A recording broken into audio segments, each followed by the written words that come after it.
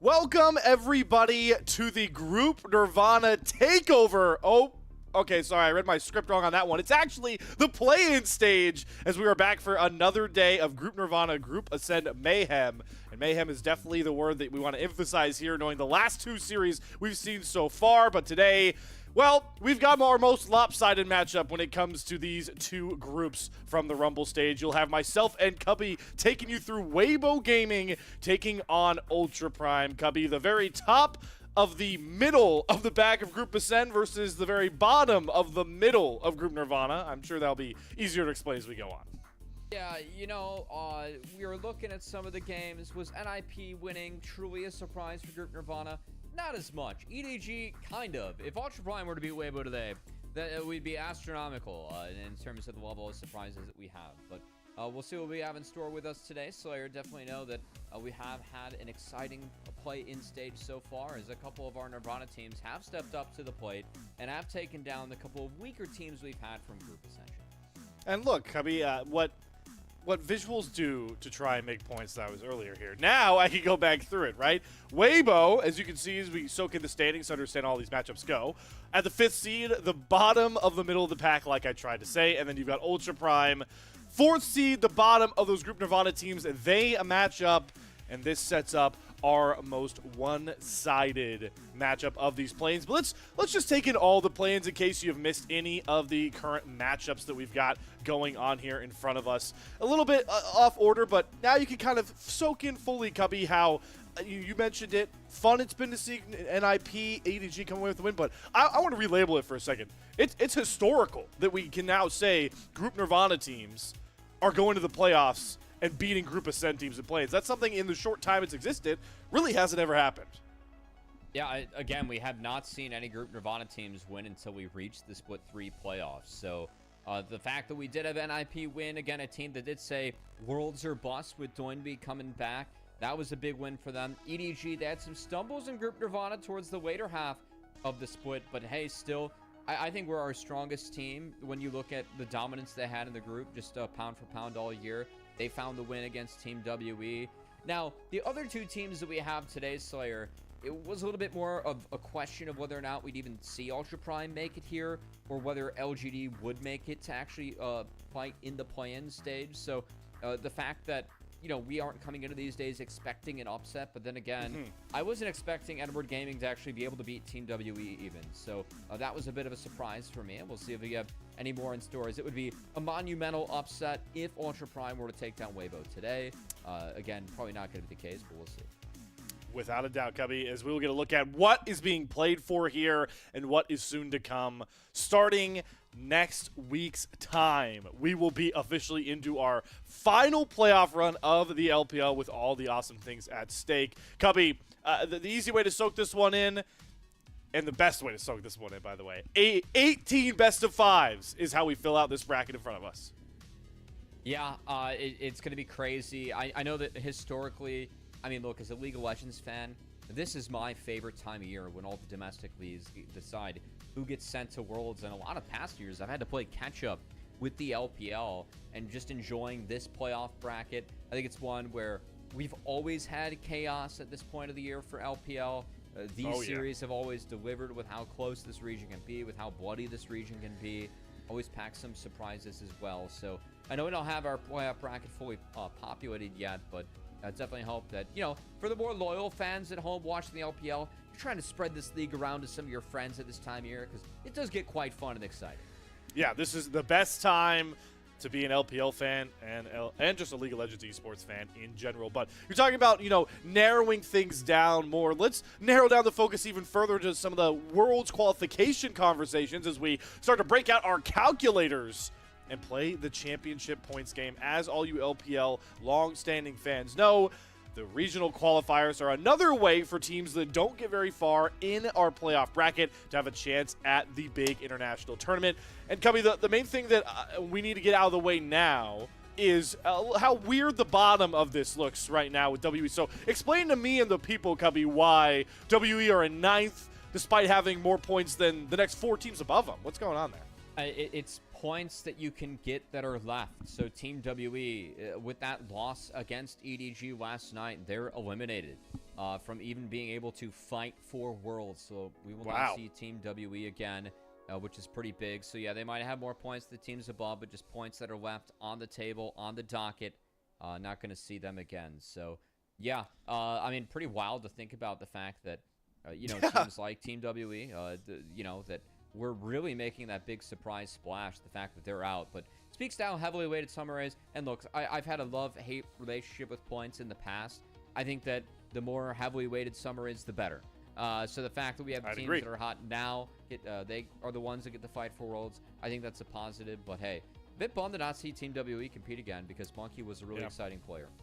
And for all your mathematicians out there, the reason why they are at 30 points and cannot go forward is because you can see towards the bottom right there, the 5th, 6th in split 3 gets you 40 points. So now NIP, EDG, GDG, I couldn't put Weibo. pieces like that, Slayer. You set me up. You actually had the answer. I was like, oh, the it's like a points teacher left moment, are not right? that big. And then the teacher's like, well, yeah, if you look here at the key, If you look, yeah, it's yeah, actually it's you can do the math on there.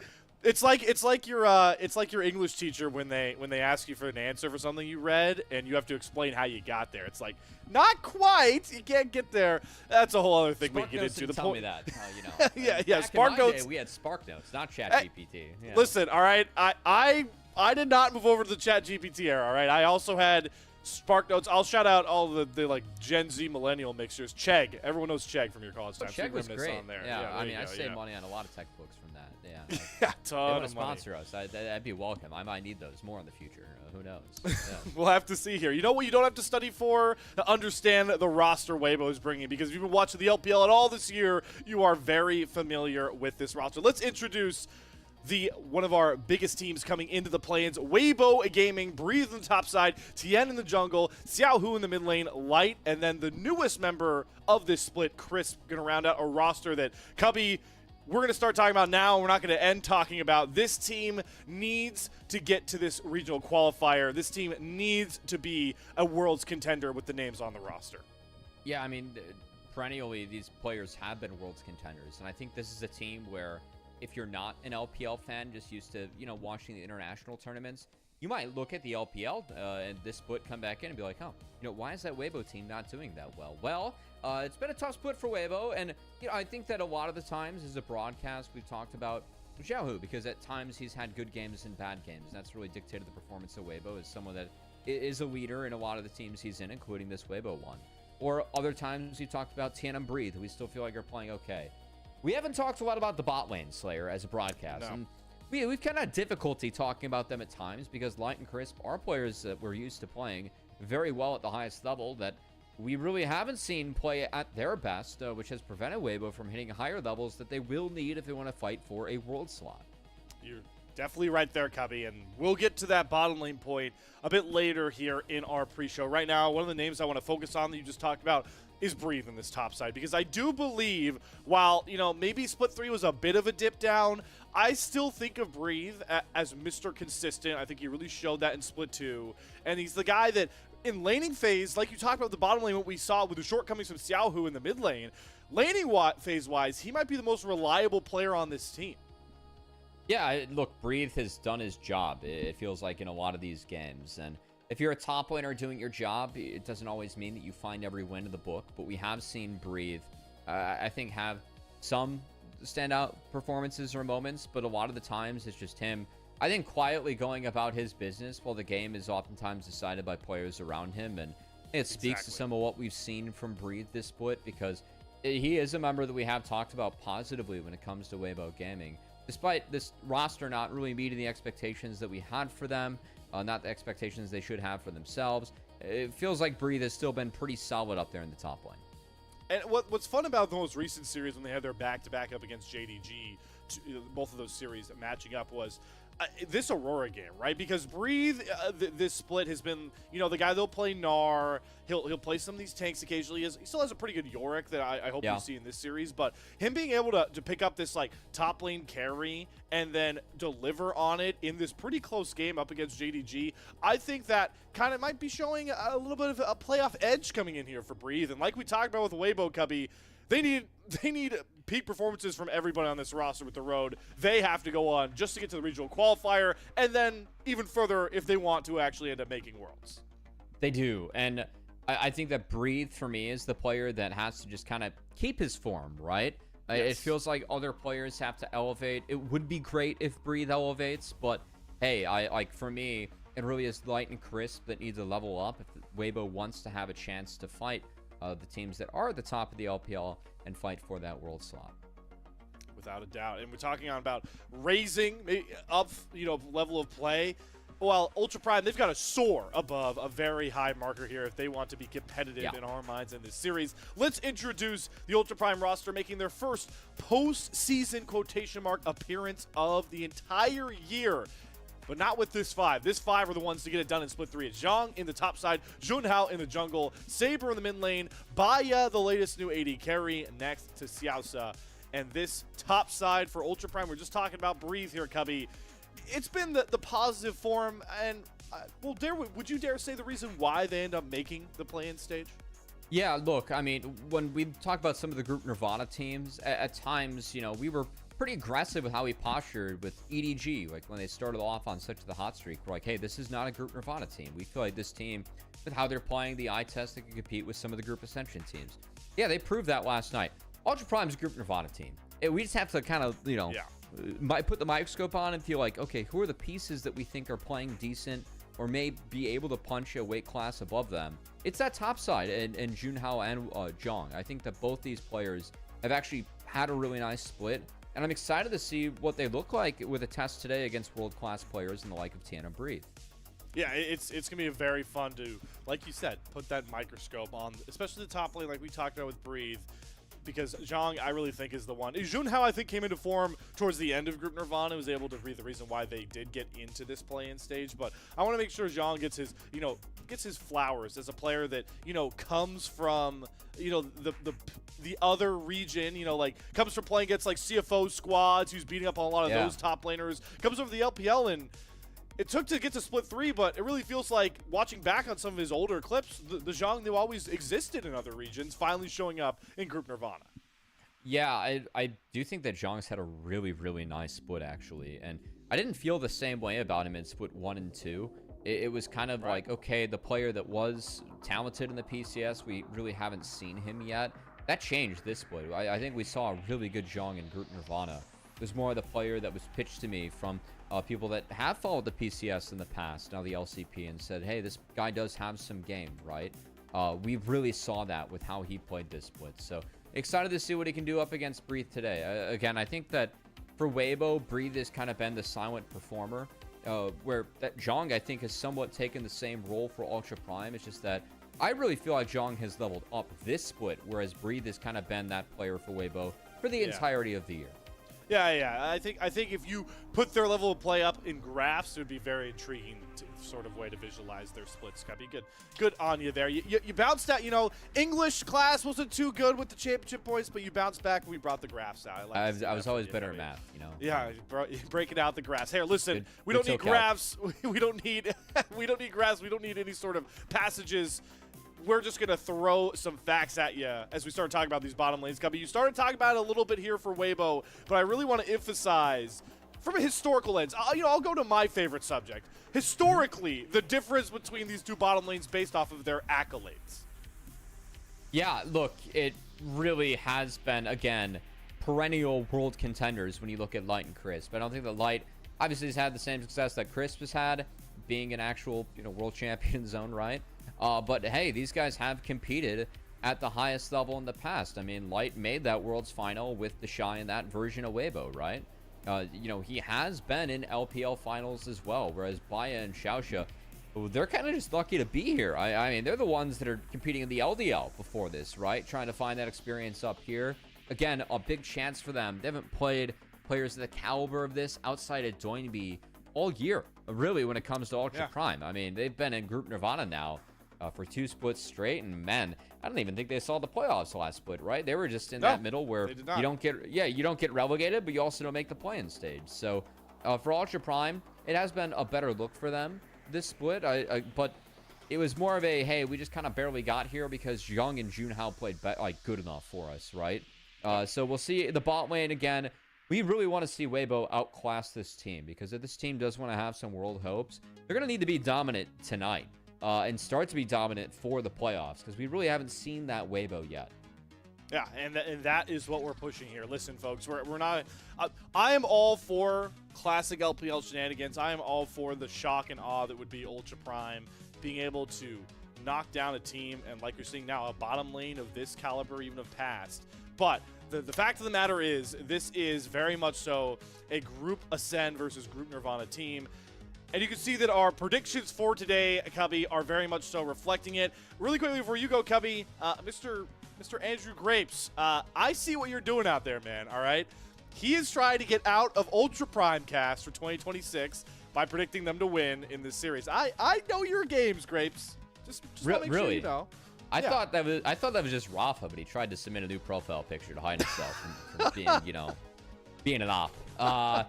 Mine's not in there. I didn't submit, but I'll go with the Discord. If you guys want to have your voices heard when it comes to our match predictions for playoffs, scan the QR code on your screen. You can use that to join our Discord and make your own predictions to join. So I'm with the Discord today. I think we're going to be in for a quick night when it comes to Weibo. See if Ultra Prime can find any games, but this isn't one of the Group Nirvana games. We're kind of excited to see if magic can happen. This, if you're a Weibo fan, you're hoping this is more of a tune-up game for them to find their form for playoffs. And hey, if Ultra Prime Group Nirvana finds the win today, we're going to have to really start wondering what was in the water down there, because that would be a monumental victory for Ultra Prime and really an organization in the LPL. I can confirm that nobody at LPL English would have expected three Nirvana teams to be 3-0 out the gate. No, that would 2-0 like you could see so far. I feel like NIP was favored, and the EDG win, while somewhat surprising, not shocking, right? Nope. Yeah, this one would be shocking. Let's see if it can start here in game one. We are already underway in our first draft here with Weibo on that blue side. And Cubby already thinking about some of these powerful top lane picks that are getting through this ban phase for that lane that we really highlighted. Zhang likes to go to the Ambessa. Both these players can go towards Gwen, Talia's Rumble. up. All of these champions are up alongside the Talia, but Breathe wants the Rumble and is going to grab that one up for Weibo. Man, I gotta imagine that Saber wants to grab the Talia now, because it has been such a big pick for Xiaohu throughout this year for Weibo, really, as well. I mean, he has been really big when it comes to playing the Talia. I know Ryze has fallen off a little bit, but his ability to impact the map on those champs is big. So if it's not answered here really and taken by Saber, I think it's going to be an easy Rumble Talia that we see off the rip here. And we'll see what kind of jungler they want to pair with that as well. Because, it's Scion, so just grab Trundle. Cubby, listen, I know this... you don't have to make the matchup one-sided in draft, Ultra Prime. Are we really about to see Rumble, Trundle, Talia all on the same team? Like, that has not happened. I make it fact check. Well, I mean, Trundle was nerfed, so we took Trundle down a few pegs, at least. But, yes, but with a Scion already picked, right? Like, the value you are... I mean, I see some of these Weibo players smiling. I think they're as shocked that they've landed on this first turn of a draft than Ultra Prime is. I'd be pretty happy with Talia too. I know that Xiaohu doesn't have the best win rate on it, but it is his most played this split. Jarvan picked up to try and interact with the Trundle and Talia. I will say Jarvan and Talia, you do have some positive interactions. You can flag a drag to buffer the flick, and then the Cataclysm as well to go unstoppable. And also lock Talia into the terrains. Not bad. But yeah, look, I think from here, I am with you, Slayer. You're in the hole as Ultra Prime. Like that. Yeah. That Trundle gets a lot of value into the Scion. Not to mention, like, the really Rumble now. If you take away Scion's resistances, I mean, Rumble can do significant damage to pretty much everyone on the screen. So, yeah, I'm with you that Ultra Prime put themselves in the hole. I would love to see an Orianna ban from Weibo to at least take that Wombo away from Saber. Yeah, I think that's a good shout. I don't hate limiting good Nico pairings, though. That's why they take away the Kai'Sa.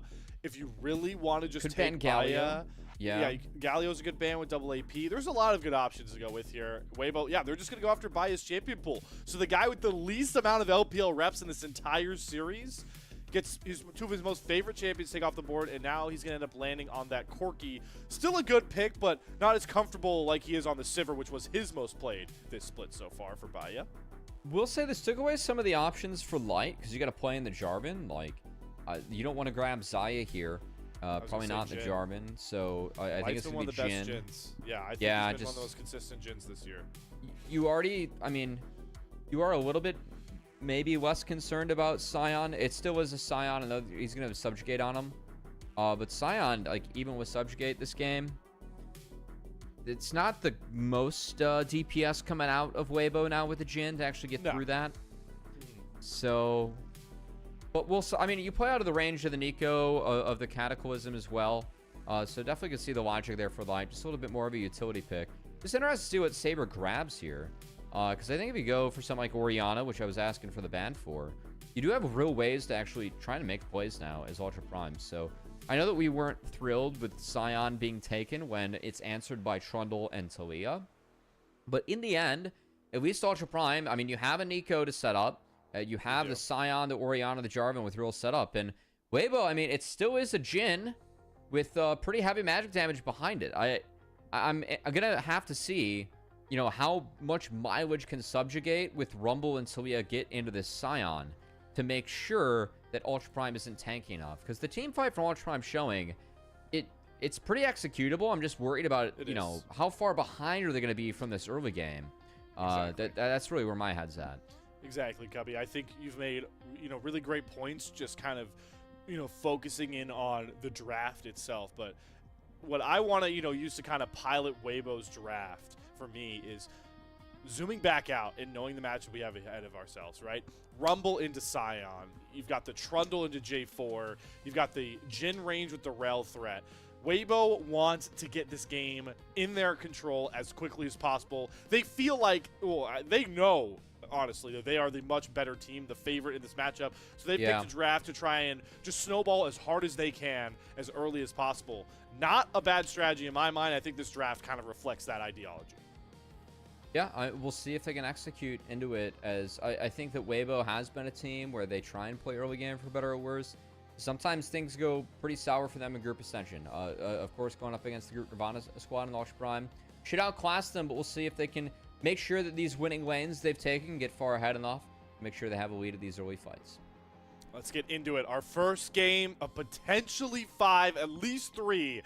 Weibo from Group Ascend taking on Group Nirvana's Ultra Prime as the Jayos send us in.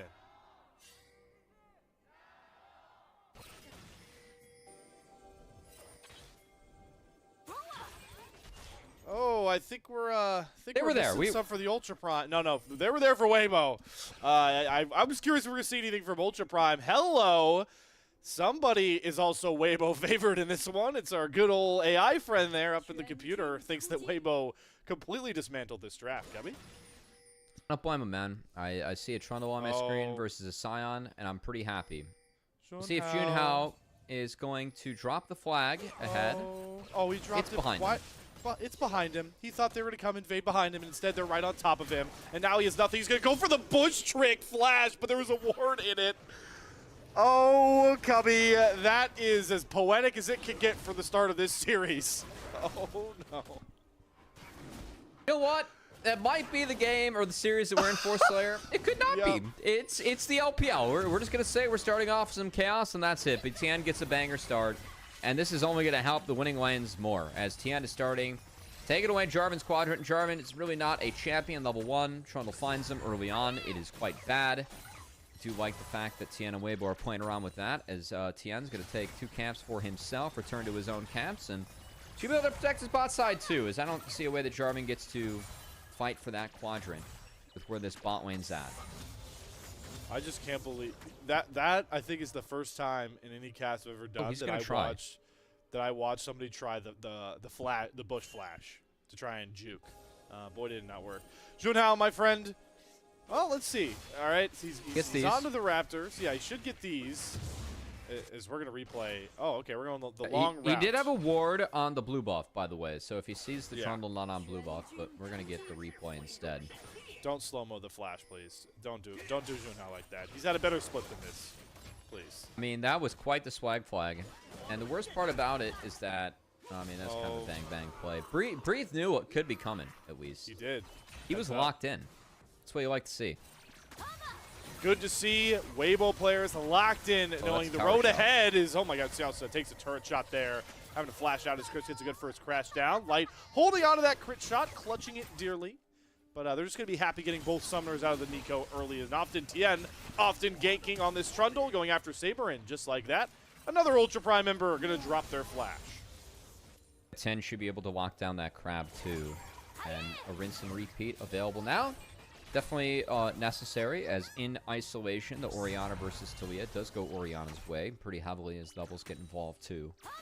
So I like the fact that Tien's taking a little bit of time to make sure that his banana will be set up for a little bit more success. And Junhao continues to exclusively perform his clear on the wards.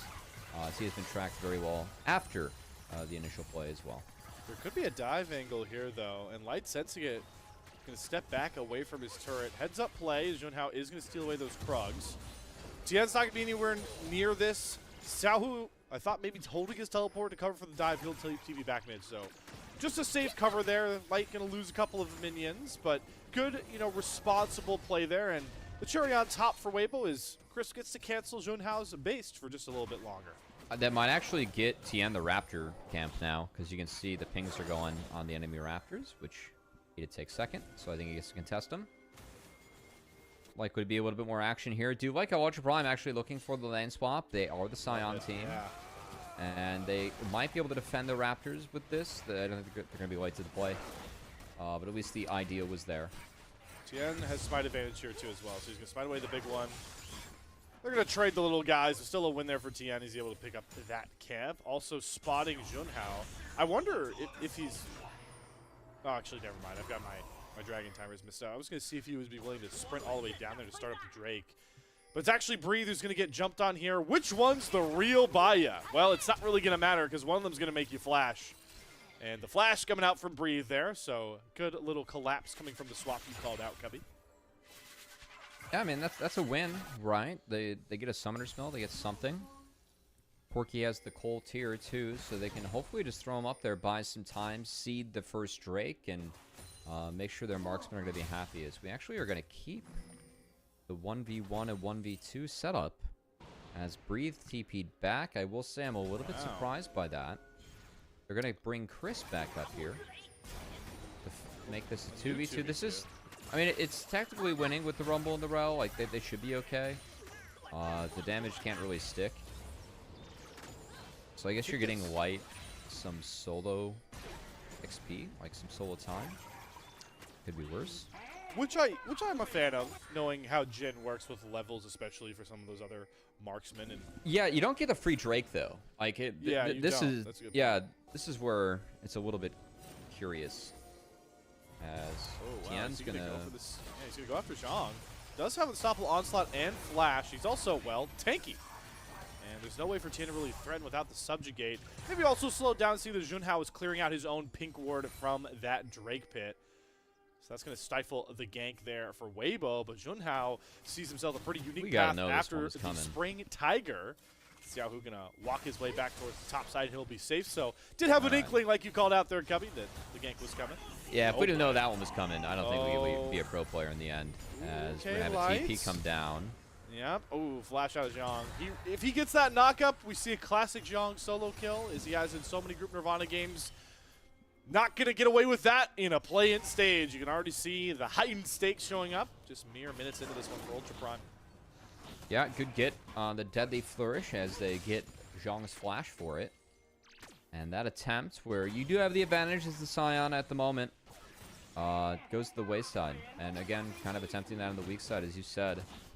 Ends up leading to a Summoner Spell punish, and the Dragon falls anyway. So we don't have Grubs up yet. We could see a reset come in, and Weibo maybe think about contesting this one if Breathe wants to base after this wave. Curious if that ends up being the move. It's going to be interesting to see what camps are up at this current point, right? Junhao has 2 on his top side, so he can walk his way back towards the Grubs. He will. Tien can naturally path back up towards them with his camp spawns, but they're going to be very late. Tien actually takes this reset 15 seconds away from the grubs spawning. That just makes Weibo very late to this play. He'll be late. Yeah, didn't get a ton for it either. The important part, though, is that the bot lane did decide to go up top to match the swap. And this does mean that Zhong, who did burn his TP to go bot, is going to have to wait for his ultimate to get involved or walks up on this timer as he to get priorities. So the TP burned to then get bot push and walk up and pressure like this. He's down ult still. But you match this with Tien's late recall. And it's Grubs going over to the Ultra Prime. Really like that move from Zhong to get the most out of his teleport advantage. Yeah, good shift from Saber too, as he goes to catch bot as well. I know they're going to leave the last Grub, but they can kind of return to the scene of the crime if they want. They already secured the 2, so that's important for feats. So not all bad. Yeah, I don't like that hesitancy, though. I think they saw a lot of people on the map. Who hadn't they seen yet? Tien, you might think was clearing out those camps. I think they can just get away with those 3 grubs, but instead, Tien's going to make sure he gets his own eats here. We do see Deadly Flourish land on the Xiaosa. Luckily, Zhou now here is able to body block for the Nico. But you're already starting to see why myself and some other people around this Weibo bottom lane, I've really been a fan of Light's Jhin games, and part of the reason is he's pretty darn accurate with these snares. Yeah, he's 1 and 3 on the pick this split, but he has had some good looks with it. Again, hasn't been smooth sailing for Weibo. But Light, I think that Light, for me, when I think of him, I do think of some of the utility picks. I think his Ashe in particular, champion that I've always really positively associated with Light. One I'm kind of bummed he hasn't pulled out as much. Saber's gonna eat this pillar right to the face. I was gonna say the way he pathed there, he was baiting in that pillar, but that is his flash down. Basically, it's been on timer since this game has started. Yeah. I do really like that Weibo has made a concerted effort to make sure that Orianna is down that. Definitely really warps that mid lane matchup because if you don't have flash and that pillar lands, well, the trundle damage is significant. And Orianna can play up and win this matchup if she's allowed to, but with no flash, made things tough. So, pretty good way that Weibo has slowed down Ultra Prime. We are 10 minutes in. I'd say a dragon up, 1 to 2 grubs, and only up a little bit of gold, though. Probably not the exactly that Weibo wants. I don't want to say it's not enough yet, but do want to see them continue to keep the pace of this game moving. What I do think will do a good job of that is we're already kind of seeing reflected in their items. Mainly want to point out the fact that Light is going to be with that Dirk alongside the other components for a Youmuu's. Yep. He's going to get that, big first item spike. So this is what you can see, the 2 decisions on Jhin players, going either the Collector, which kind of leans more into the crit scaling, and then you've got this Youmuu's that enables you to be as, damage-oriented as you can be as an AD carry off first item. And that, like we talked about, reflects what we expect Weibo to do, which is try and run this game over from the mid-game and make sure that scaling really isn't ever a conversation. Yeah, look, this Scion will be a problem later on. But you can see right now, Breed is melting this guy. Not right now. 2 full cycles of the spells. That's always a good thing if you're playing a champion. We'll take an overheat. Yeah. Yeah, that was a good overheat find. And now we see Jhin how he's going to be hovering. Zhong will need the base. And this means that Breathe is going to get another wave in and should be 2 plates going over to the Rumble. Tien's going to cancel this. That's a lot of pressure now. Yeah, I'm watching Junhao. He's not trying to come up here. He is close by. Now he's going to flag and drag back towards his top He's got laner. flash up. Tien's going to cut him off. So, again, just kind of threatening these dives, threatening the aggression. Yeah. Weibo's trying to use that first kill lead. Maybe they'll look for a collapse here on his Junhao. Nope. I think flash is enough. I think that they're just trying to make it so that, now that he has to stay 1 more wave, yes, he bases, but Rumble can delete this. Saber's caught with no flash. The shockwave does nothing. Chris was able to pick him off. Now you have a dragon timer. Grabs that kill, and yeah, like you called out, leads exponential. Yeah, now you have a dragon timer. So I don't think that dive top was ever real. I think they were just trying to delay his base 1 wave, and then the walk came in. Saber didn't deal with it well. Being down flash, he gets found. Mid laner down, dragon down as Weibo find 2 big wins. And open themselves up to a big win con.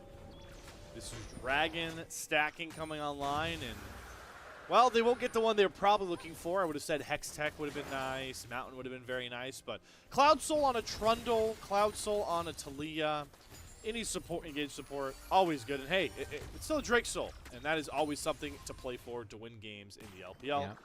That's what Weibo's going to look for going forward. I would like to continue to stack those dragons.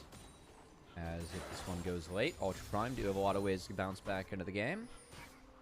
As a lot of info being picked up here by this sneaky Nico. It's going to have to find its way out, but going to... Bomb Blossom, they're going to actually look to throw this right back at Weibo. Chris, though, has Magnetstorm crash down. He's able to get a double man stun, and Chris just wasn't the right target to go for here. But Ultra Prime, they only had one option, and now the reality is the gray screen. A double kill picked up there for Xiaohu, Feats of Warfare, and now the Locomotive really churning on the tracks here for WBG.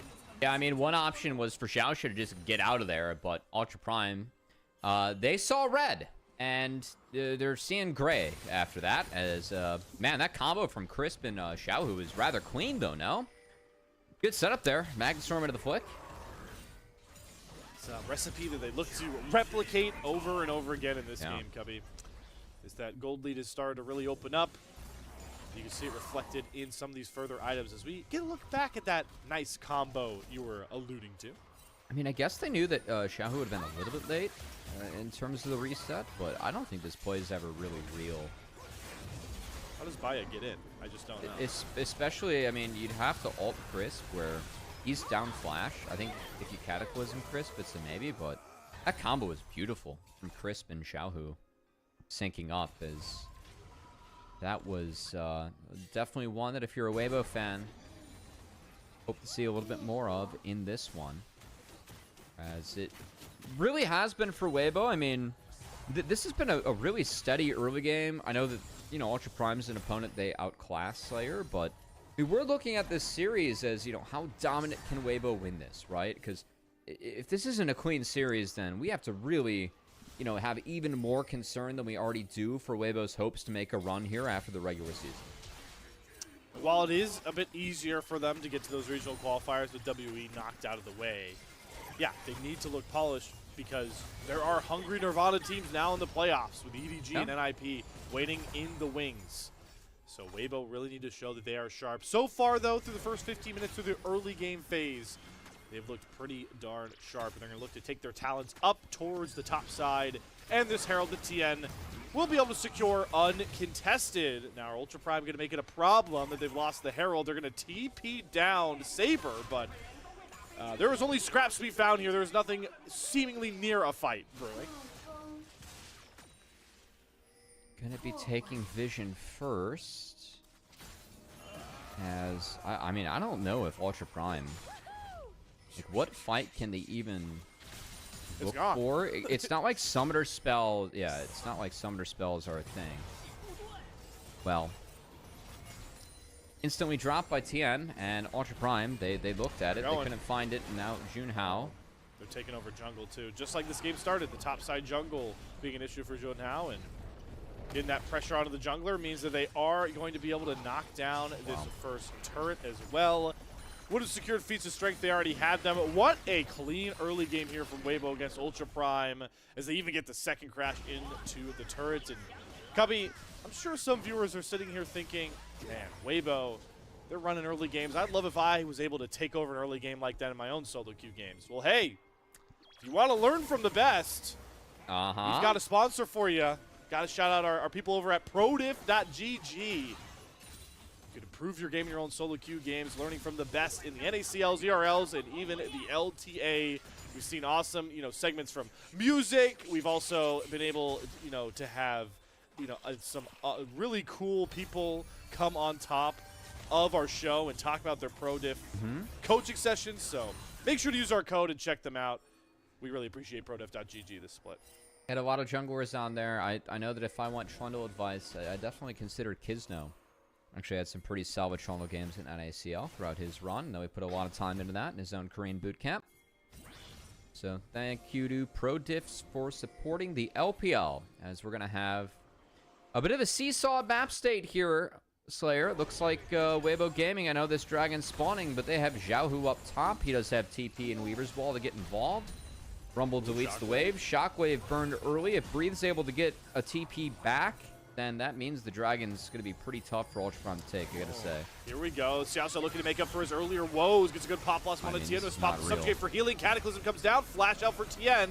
But look at Baya. He can't get close enough. It's the unstoppable onslaught from Zhang that actually is able to claim that shutdown. Lot used there. The Weaver's ulti coming down from Xiaoxiao. Beautiful combination from Chris into the 3-man flick back. The curtain calls down. It's all lining up Weibo. And Light's going to cash in big. Picks himself up the double kill. Lands the next snare onto Zhang. He's going to flash after and trade Breathe back out. But Zhang's heroics have been a big point for Ultra Prime. They're not going to be enough in the play-ins. A winning fight for Weibo, despite the heroics of Ultra Prime's top laner. Yeah, look, I mean, we saw early on in that play, Ultra Prime was behind. They lost out on that top outer turret, and it just kind of felt like they were trying to throw things against the wall to hope that anything would stick. And they managed to find a kill on the Tien. I didn't think this was real in the first place. They burned so much just to get this Trundle down. As the Subjugate, I mean, even through all that, he lives. It really was Jung that just connects. But with all that burdens onto the Trundle, we saw a Shockwave used off-screen solo onto a Rumble. I don't agree with that at all. I know it got Breathe out of there, but as long as he was able to TP back in, which he did, he gets to have an impactful fight, which he did. As he traded his own flash with Saber. And yes, he goes down to the end, but still, think of the rinse and repeats you can find now if you're Weibo, that you have an equalizer with everyone being down flash. So I feel like in the back half of that play, the fact that Dragon goes over to Weibo, Ultra Prime tried to do a lot there for very little, and they just fall further behind on the map. That is no Drake that they're setting up around first with the cross map they're going to get. Instead, they give over Cloud Soul Point. And they're going to have to start giving away turrets as well. But maybe Ultra Prime has something else up their sleeve. A bit of a Joker out of the card deck, and it's Zhang again on another flank with ultimate available. There's the Cataclysm Shockwave combo onto Breathe, who's under turret, so there's no way to really fight back. Good pick there from Saber and Junhao to start things off. Another fight beginning with Weibo losing their member first, and Zhang wants to make it an even bigger issue. Ulting on top of Tien, gonna force Weaver's Wall from Xiaohu. Now Zhang is trapped on the wrong side of a big boundary, and he will fall after his flank TP, and we're back to a 4-on-4. Yeah, I liked how Xiaohu played that. I mean, he was just waiting for anyone from Ultra Prime to overcommit for that Weaver's Wall to come out. Sion oversteps by a hair. He had no flash, no ult. He goes down, and now Saber's the next play. Also no flash, and Saber is dead. Okay, so you trade out mid laner for support there, but I do think that kind of stalls out in the Otacon game. I mean, Saber can TP back. I don't know if Crisp has the Spellbook TP available, but I'd say it's still Weibo coming out on top of the play. The fact that you got Saber on the back half, I'd trade my support any day of the week to take down an enemy mid laner. Just a simple equation there, Gubby. Yeah, gotta take it. I did say I was better at math and literacy earlier. You know, that's true. That's true. I do want to point out though, we can talk endlessly about the goal, the spot they're in, but for Weibo, as we referred to this composition as being really snowball dependent, the fact now that 70% of your kills are on Xiaohu and Light, knowing that Light is going this Youmuu's build, already has the rapid fire cannon done, a lot of facilitation and now damage from these two picks. They're really set up to try and create more than kill off for Weibo. Yeah, they're ahead, and I don't mind the fact they're playing this Otacon a little bit slower, because I think throwing Otacon is like the worst thing you could do as Weibo's composition. Talking a lot about how, hey, they might get outscaled this game. I mean, Sion scaling is real, Ori scaling is real, Fort can do good DPS as Zhang's throwing himself in there. Going for Breathe again. Alcove again, he eats a shockwave. He layers the equalizer really well, though, and look how quickly Junhao and Zhang are burning. Breathe is staying alive. He'll finally fall, but the route is on here for Weibo. Saber trapped in the curtain call, getting stunned up by Chris. The 4-shot doesn't land, but the flick back does from Xiaohu. Another good look from Ultra Prime onto Breathe, but there just is not enough gold behind this Ultra Prime economy. Did they see our pre-show? Like, were they offended the fact that we ran Breathe clips? So he's just seen them tunnel on this Rumble now, 2 fights in a row. The first fight was okay, but that one, not good at all. The equalizer melted the front line.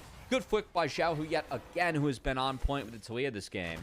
And yeah, that's Otacon. I feel like that was the one big comeback mechanic still up for Ultra Prime. They get the slingshot of XP back. That's good for this comp, but I don't really get what the focus was for this fight. Like, they saw Jin mid. That was the only sign of them to go. Breathe buys so much time, drops a beautiful equalizer that neither Junhao or Zhong get out of thanks to a good flick by Xiaohu too. And they eat an entire duration of the equalizer. And the equalizer completely melts the two frontliners Ultra Prime. And Cubby, what this fight also showed me that maybe we didn't get to touch on too much in draft that I want to give praise to Weibo for. That play, I like that play from Zhang and Junhao, but the problem that this Corki, Oriana, Nico comp has behind range. This has been a couple times where Ultra Prime have gone for these good looks. Junhao's gone for these good looks, but you could just, when have we ever seen Baya in a comfortable position to bring the damage behind those picks? It's tough. Definitely, the Jhin, while he doesn't have the DPS, definitely exacerbates the range issue that is facing Ultra Prime. And it's Talia with her allies now too. Yeah. Like, it's a big Talia. That's a Void Staff as well. I'm more worried about that than Rylai's. good for the Scion. Yeah. Take that, double AP. Yeah. Xiao has done a very nice job this game of amassing resources. I know we did say that Saber, we saw him lose his flash twice in that lane phase thanks to appearances by Tien, but it's meant that Xiao has been able to keep up in lane, and then we know what Talia can do outside of lane. She has good conditions as well. It's been a really nice game by Xiaohu. And I don't see a way that Ultra Prime can get back into this one. 15 seconds away from this Dragon spawning Slayer. And a lot of ground to be made up here by Up.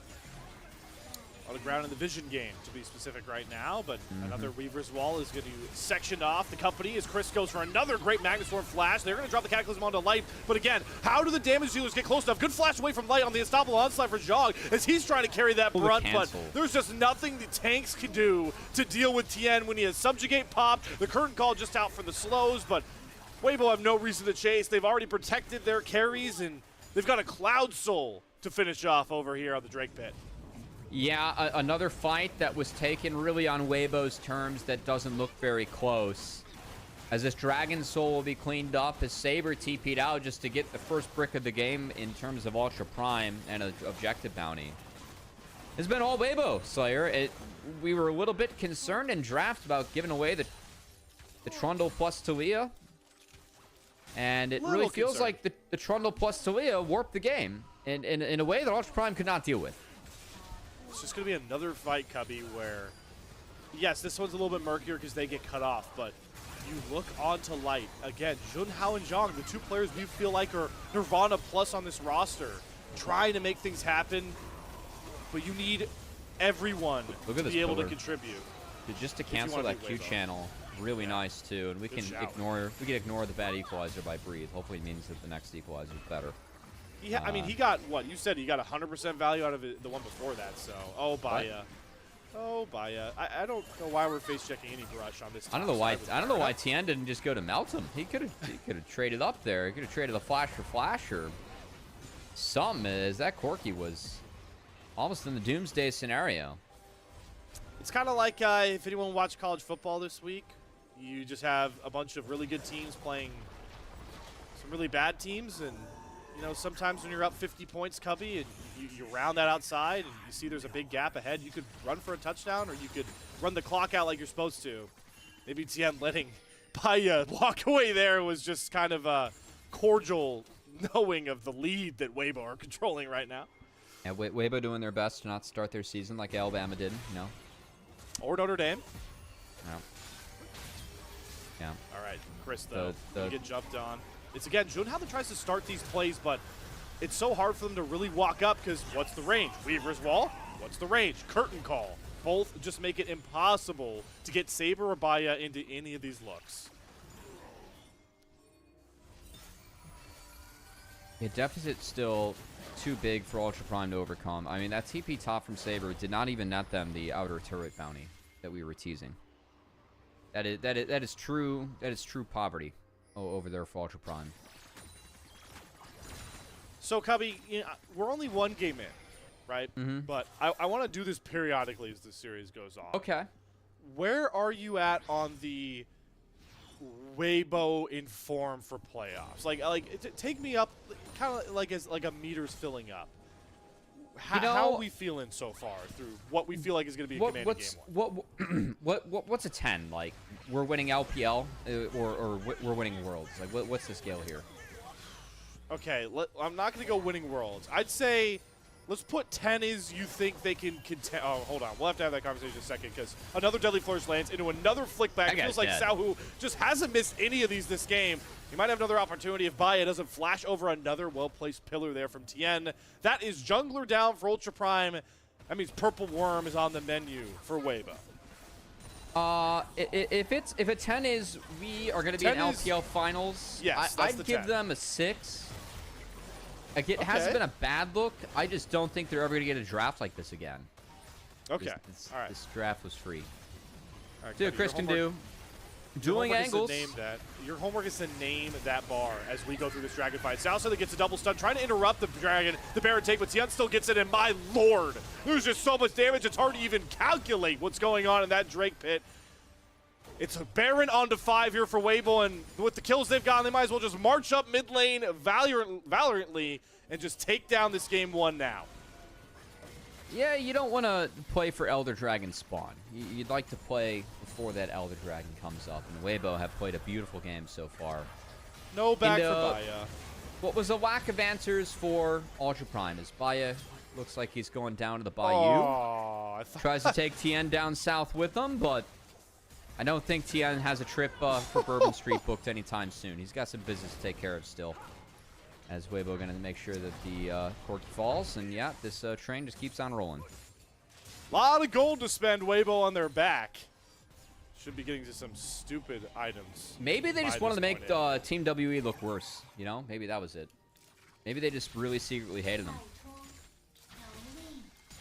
Maybe Weibo got the call from some of the higher-ups in Group Ascend and were like, listen, guys, we don't know what the hell happened to start this play-in stage, but you better show what group you came from. We need social media impressions up.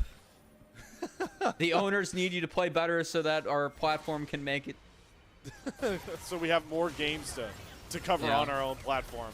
Sounds the next casualty of the brigade from Weibo just gets crit shot by light out of existence. One final 2-2 turret standing. If we see a level 16 Trundle go 1v1 against a level 9 Nico again, I need you to cast that like it is the World Championships. And that game is going to be decided by who wins that fight. I mean, that cast you're asking for is going to last 3 seconds, but yeah, I'll give it to you, Cubby. But we need the intensity condensed. You need me to just immediately jump to a 10 for that kind of fight. Unfortunately, Matt, we're not going to get that because here comes the final march forward. Saber is cut off by a Weaver's Wall and a curtain call. It's, again, the range that really shines here for Weibo because the rest of the front line healing off a redemption. They've got Subjugate going. They don't even care about Fountain at this point. They just want to hit whoever is in front of them, demolish Ultra Prime, whoever stands in their way. And through one game, Weibo has looked decisive. Through one game, Weibo has looked like a team that could threaten in the LPL playoffs. Yeah, you know what, Weibo? If I wanted to ban Orianna either after watching that game. Wow, one-sided game there for Weibo. As Xiaohu, I think probably the Pog. I thought Crisp had a great game too, but from start to finish, Weibo were in control, and that was decisive in their favor as they take down Ultra Prime for game 1 of this best-of-5 to decide who makes that playoff double elimination bracket. All right, let's start some cope here, Cubby. I want to start a little bit of cope. Purple still looks good. We got to start there. Oh, you know what's funny? I had this fun conversation.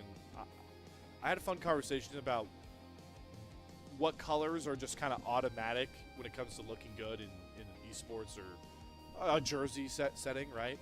One of the ones that made it was royal purple. I rarely am upset with royal purple uniforms of any kind. Yeah, it's hard.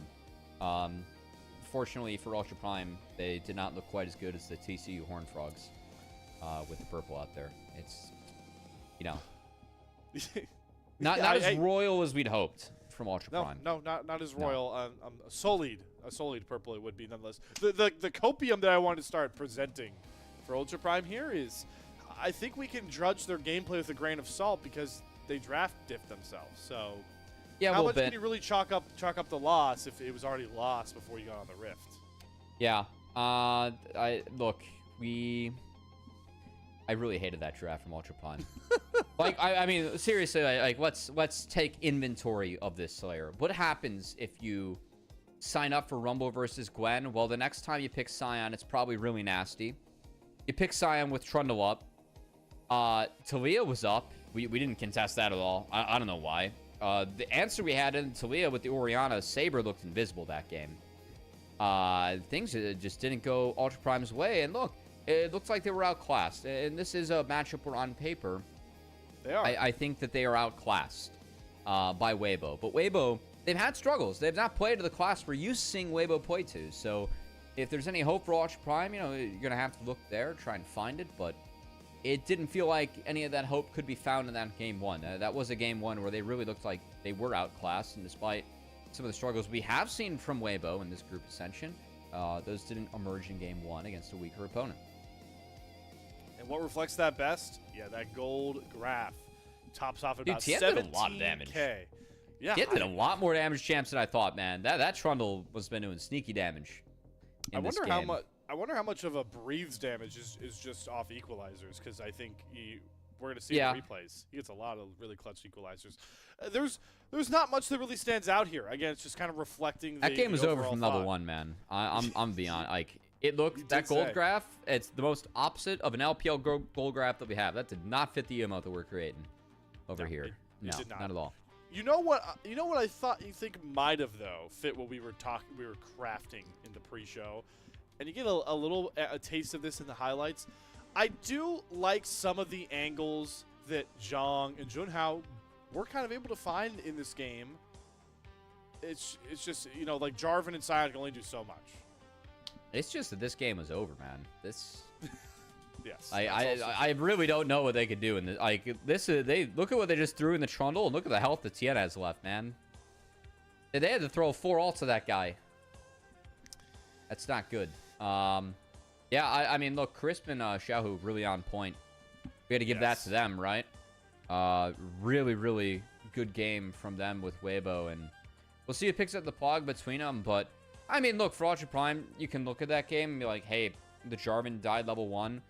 Might have been over since that, or Sabers couldn't get a lead mid. Felt like other Waynes just couldn't get going. Can write it off like that. And another way, I mean, I didn't see the game plan of the draft, and I didn't see the game plan of the grouping either. Like, their answer for this fight on our screen is, hey, we need to attack Rumble again. How'd that pan out that time? Well, they ate a full duration equalizer with the two of them, right? And we saw the lack of range. I mean, they have tools to close the gap. Did we ever really see like a shockwave follow up a pop blossom or a cataclysm? No, they weren't able to sync things together. And part of that was them being too far behind. Part of them was that, like, them being disjointed and making poor decisions that did put them behind early on. So yeah, we need to see a better Ultra Prime in the next game. We're going to start to talk about the series a little bit more seriously, quite frankly, Slayer. And while, you know, Zhang has played a good Sion, like many LPL top laners have done this split, I want to see Ultra Prime return to what was most successful for them. And that's Zhang on a carry. That's Junhao playing something that can enable him to kind of play out through top lane. So I hope that, you know, the Gwen that you mentioned that gets left up here, we're expecting Ultra Prime to take blue side. If that gets through the ban phase, we want it on Zhang. If we see an Ambessa get through, we want it on Zhang. We want to see him play a carry champion, because that is where Ultra Prime looked most primed for success. He can Cassante too. Cassante, yeah. His Cassante is quite good. I definitely trust him on that one as well. The other one, honestly, get Saber on a melee champion. I feel like looking back to the tape, that Orianna was pretty invisible, and we have had Saber like have legitimately pop off games on stuff like Akali, like Yasuo. So if I don't see him on a melee champ, I'm gonna be kind of disappointed in this series too, because I feel like he can really make things happen for his team in that category. But let's give it to Xiaohu, call it a day, and get to our game 2 here, Slayer. Xiaohu, as much as we talk about Weibo, what players we need to see step up, bottom lane needs to gel some more, Breathe needs to get back to form. If this team wants to seriously shock and awe the LPL fandom, it's going to be Xiaohu playing games like that on his Talia. was a great game. That player of the game. Great game, great start for Weibo, as we've seen some serious stock put into Cubby's contention meter, as we talked a bit about here. Something to contend with, something I want you all to contend with at home is maybe the question, how does the LPL English broadcast seemingly run so many days and with so many awesome faces? I would like to thank the main reason for that, and that is our coffee supporters. So if you would like to support the LPL English broadcast, consider becoming a coffee member. Coffee is the best way to support the LPL English project, since a vast majority of your contributions will go directly to the show. A lot of the additional payments go into upgrading the broadcast, but a huge bulk of it pays on-air talent and content creators. Subscribe to our coffee. It is linked in the chat below to unlock perks like early access to content and the ability to ask interview questions for our unique on-site interviews. We adore all of our amazing coffee supporters that have come in the year of 2025. It's September 1st. I made my invoice today, and thanks to you guys, got paid a little bit more. So thank you so much to everyone supporting us at home, whether it's likes, comments, subs, anything. It all matters, whether you're a coffee top-tier subscriber or just, deciding to drop a follow or a like and support the stream. So thank you so much for everyone for tuning in and supporting us, the LPL English unofficial broadcast. Of course, it's been fun to be a part of this project for the whole year. So here, we got a break to get to and more gameplay to bring to you guys. Yeah, so all you, no matter if you're a coffee supporter or not, stick with us, because on the other side, we'll be heading into our second draft of the night between Weibo and Ultra Prime. Hey everyone, I'm Sajed, ADC for Dark Zero in the NACL, and I'm here to break down this FPX backdoor and our Pro Diff deep dive. Baron is spawning in 1 minute, and that's the objective to play for, and the next mid wave coming out of base kind of dictates which team will get set up. FPX kind of has a cheat code because they took the enemy inhibitor, so they have the super minions, which will help them push the wave faster and makes their wave tankier. And Silas, he's down 7k gold. He kind of knows he's pretty useless, so he opts to not even show on the side wave and just goes and overgroups on mid wave. On the flip side, IG has rookie TP to the top lane, and then he shifts down to mid. So that's the two big advantages FPX has going into this fight. They have TP advantage on their mid laner, and they took the enemy inhibitor. So the fight starts really well for IG. They burn a bunch of the enemy sums and ults, but the problem is, since they contested from top river, they never actually got the wave. Instantly they start running to the wave. They take the fight away from the TP-less Victor, who's the most fed member in the game, and they just walk the wave down. They know that the game went long enough that winning a 5v5 is not the only way to win the game. They want to play around their advantages, and taking the fight away from the TP-less Victor and into the enemy nexus is their best bet. IG made the mistake of over chasing into the enemy vision, and they never actually caught the wave. So FPX is actually able to just hit the nexus turrets and threaten an end. Gala never recalled. He opted to just walk to his nexus. Maybe he thought it was faster, but he never actually gets the impact the fight, and FPX actually does get the backdoor off. So in the end, it's really important to know what your advantages are in a game and just playing around them. FPX did that very well from a losing situation and actually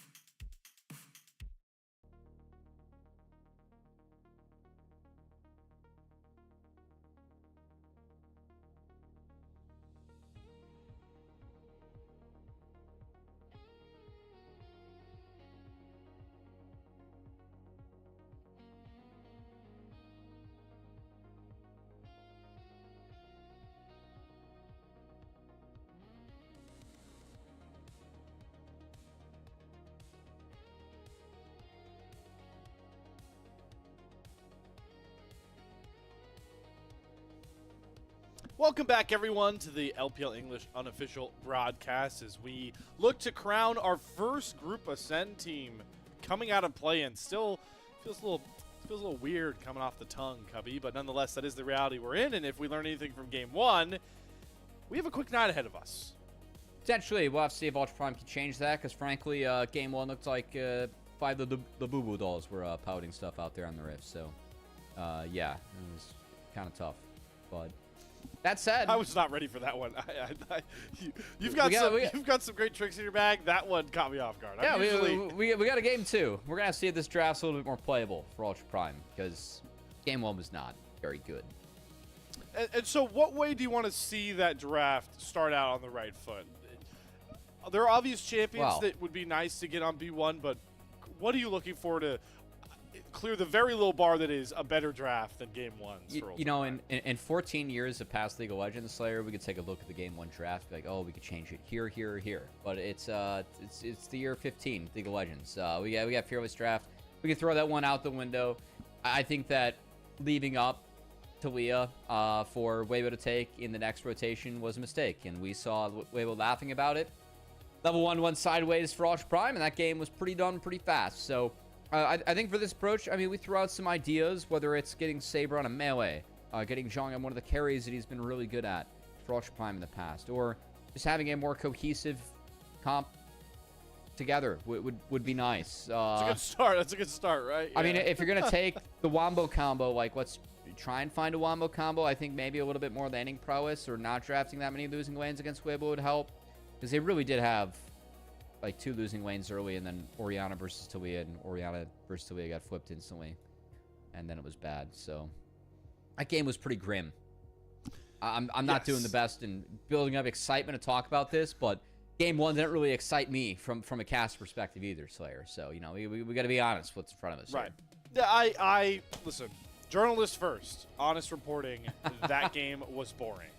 Yeah, not gonna sell you guys short there. What I hope many of you are getting excited for, Ultra Prime fans, look away, is that for Weibo fans, if they can continue to put together 2 more games like they did to get their first victory, that's not just a 3-0. That is a pretty commanding 3-0 that will bring them into playoffs, where now if they can find a 5th, 6th place finish, you've now found yourself, Weibo fans, in a very similar spot, which is Xiaohu in a regional qualifier to go to Worlds. And Cubby, the track record is pretty darn good in those spots. Yeah, you know, you just have to hope that you're an actual contender, which historically Weibo has been. Or is it time that you look more like, you know, the team you're describing seems like the media trying to hype up a, you know, Damian Lillard, Portland Trailblazers team of old, but, you know.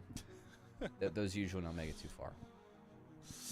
No, they do not. Yeah, let's see if they can. It would help if I could actually, like, cleanly get off the tongue what I'm trying to say, because then you might have to actually chuckle at it, but, you know, it's fine. I had a pity chuckle. We'll move on from there, Slayer. Better execution in the future. What? I don't pity chuckle at jokes. I find everything you say hilarious. What? All right. Check your PayPal. Thank you. Appreciate the love. All right, let's get set here though for Game 2 draft. Is we should expect Ultra Prime on that blue side, which I think does lend credence to what Cubby, you know, is maybe looking to here for Ultra Prime, mainly for Zhong. I think if Weibo haven't done, you know, the best homework on this matchup, then you might see Gwen left up. You know, you might see Mbessa left up. Those are 2 champions that Zhong and Ultra Prime can contribute to a lot of their wins in Group Nirvana, and we'll be able to see if they can springboard that into a win against Weibo. But it's also, you know, getting guys like Baya on a comfortable AD carry. I thought he looked very invisible on the Corki. This guy likes to kind of play the scale game on Sivir in some of their wins. He's been able to flash the LPL Kaisa. We'll see if that's a bit of an edge that Ultra Prime will look for as we get set and into this Game 2 draft.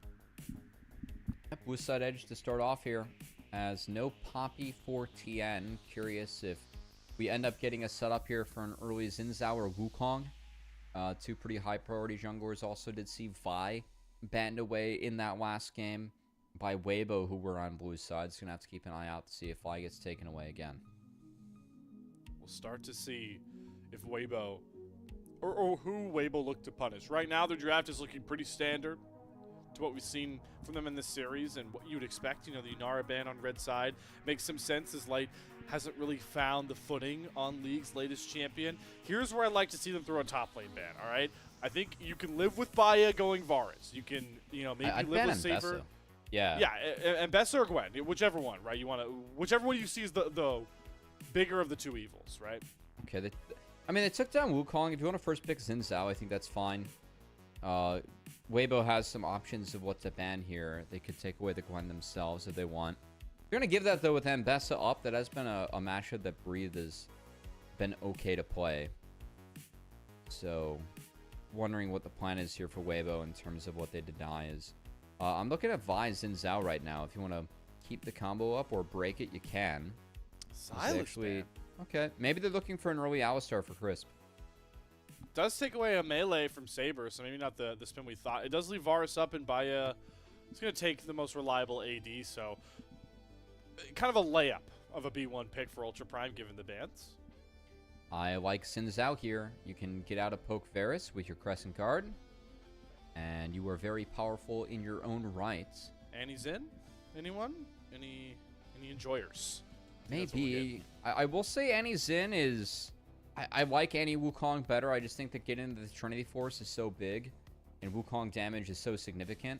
So if you want to go Annie, I mean, I'm almost tempted to, like, find a different pairing here. I think Annie Nocturne's actually pretty real if you want it, but we did call out that at least the Silas ban could lead to an earlier Alistar, and yeah, it looks like that's going to be the plan for Chris, because he's just going to 1-2 that bad boy. And we'll see what kind of response that Ultra Prime has. I mean, with Alistar showing this early, you have a real option to go Braum or Nada and actually show on-hit Varus, but it might be too early in the game to decide if it's on-hit Varus or not, and you don't really want to play on-hit into any Alistar, but they did give away that Xin Zhao at least look, as I saw Poppy and Wukong bans, and yeah, Xin Zhao looked like a champion that was pretty decent in this game. So that's going to be locked up here for Ultra Prime. Well, we were asking for Saber to get on a melee. This is not necessarily what I was thinking, but hey, Galio, that's kind of a decent lane matchup, right? That is something you were looking for, Cubby. So Galio is a magic damage denier into the Annies in a good spot. We're gonna get the ever reliable and scaling bottom lane here from Light. It may be boring, but it could be efficient. I like Weibo's draft again. Breaking They took news. Alistar with Sivir. So, like, you don't get to play Sivir or Alistar into Sivir, which is big too. And now the Braum or Nada that we talked about, like the two biggest supports that can help support non-hit Varus, which just became a lot more relevant because you are playing Galio and you are into Sivir. They can take away both the Renata and the Braum and be set up in a pretty decent scenario here. So I once again really like the approach that Weibo took the draft, and do not like how Ultra Prime tried to break it, because I feel like with the Galio now, they really need to go for on-hit Varus, and if I'm Weibo, I just want to find ways to try and play around that. Cubby, I am getting deathly flashbacks to another game where we had very similar conversations like this, and about... Oh, they're going to give the Braum, though. Which way to go with Varus? Oh, yes. Okay, maybe... Hey! Yeah, that surprises me a bit. I guess the Rakan with the Xin and the Galio, I mean, that is a really big snap engage and a couple melees you can piggyback off of. So they're going to give the Braum. I think Braum Varus is a pairing good. Of course, if you go Braum, you're pretty much showing it's going to be on-hit Varus. You still have the option to just not run on-hit Varus and go poke, but I think with Galio, like, the opportunity to run on-hit Varus goes up a lot, and I just talk about it because we for sure have seen since the Lethality Varus build got nerfed, I think the Varus has been less effective. Like, that's very safe to say. All right, this is a little bit of a conundrum. It's Gwen. I was gonna say Gwen survives through two ban phases, but do you want to pick Gwen into a Galio comp to do double AP again? No, they are gonna let the dog out for, I believe, Tien, and now maybe we will see the Gwen come back out. I don't know. This is a climactic conclusion to this draft, especially if Zhang is able to lock in that Mbessa we were looking for. It's going to be Mbessa with Galio. Pretty confident about that, as Nefiri makes an appearance. Again, a decent carry pairing with Annie. So Annie's just going to use the CC to hopefully close the gap, and Nefiri can come in and clean things up. As there is a lot of engage showing. I will say that Braum into what's showing. If you pick Braum, I think you really want to go for the on-hit Varus, but I don't think it's the best pick into everything that's showing for Weibos. So I wouldn't mind the Bard here. I think that you are able to pressure the Alvastar a little bit more in lane, and if you get Saber Spell Shield off, can be very lethal later on. Oh, this is going to be fun, though, on the top side. So Breathe is going to take advantage of the fact that Gwen survives 10 bans, gets through. He's going to R5 that. So Weibo, a little bit disrespectful with this draft, right? If you take away what this matchup is and how lopsided it is, and you just focus on the draft, this is going to be... It's a lot of damage. A lot of damage, but it's picking double AP, knowing there's a Galio. Yeah, but like, Gwen shreds you later on. It doesn't matter. It's just what matters is you're going to get CC'd.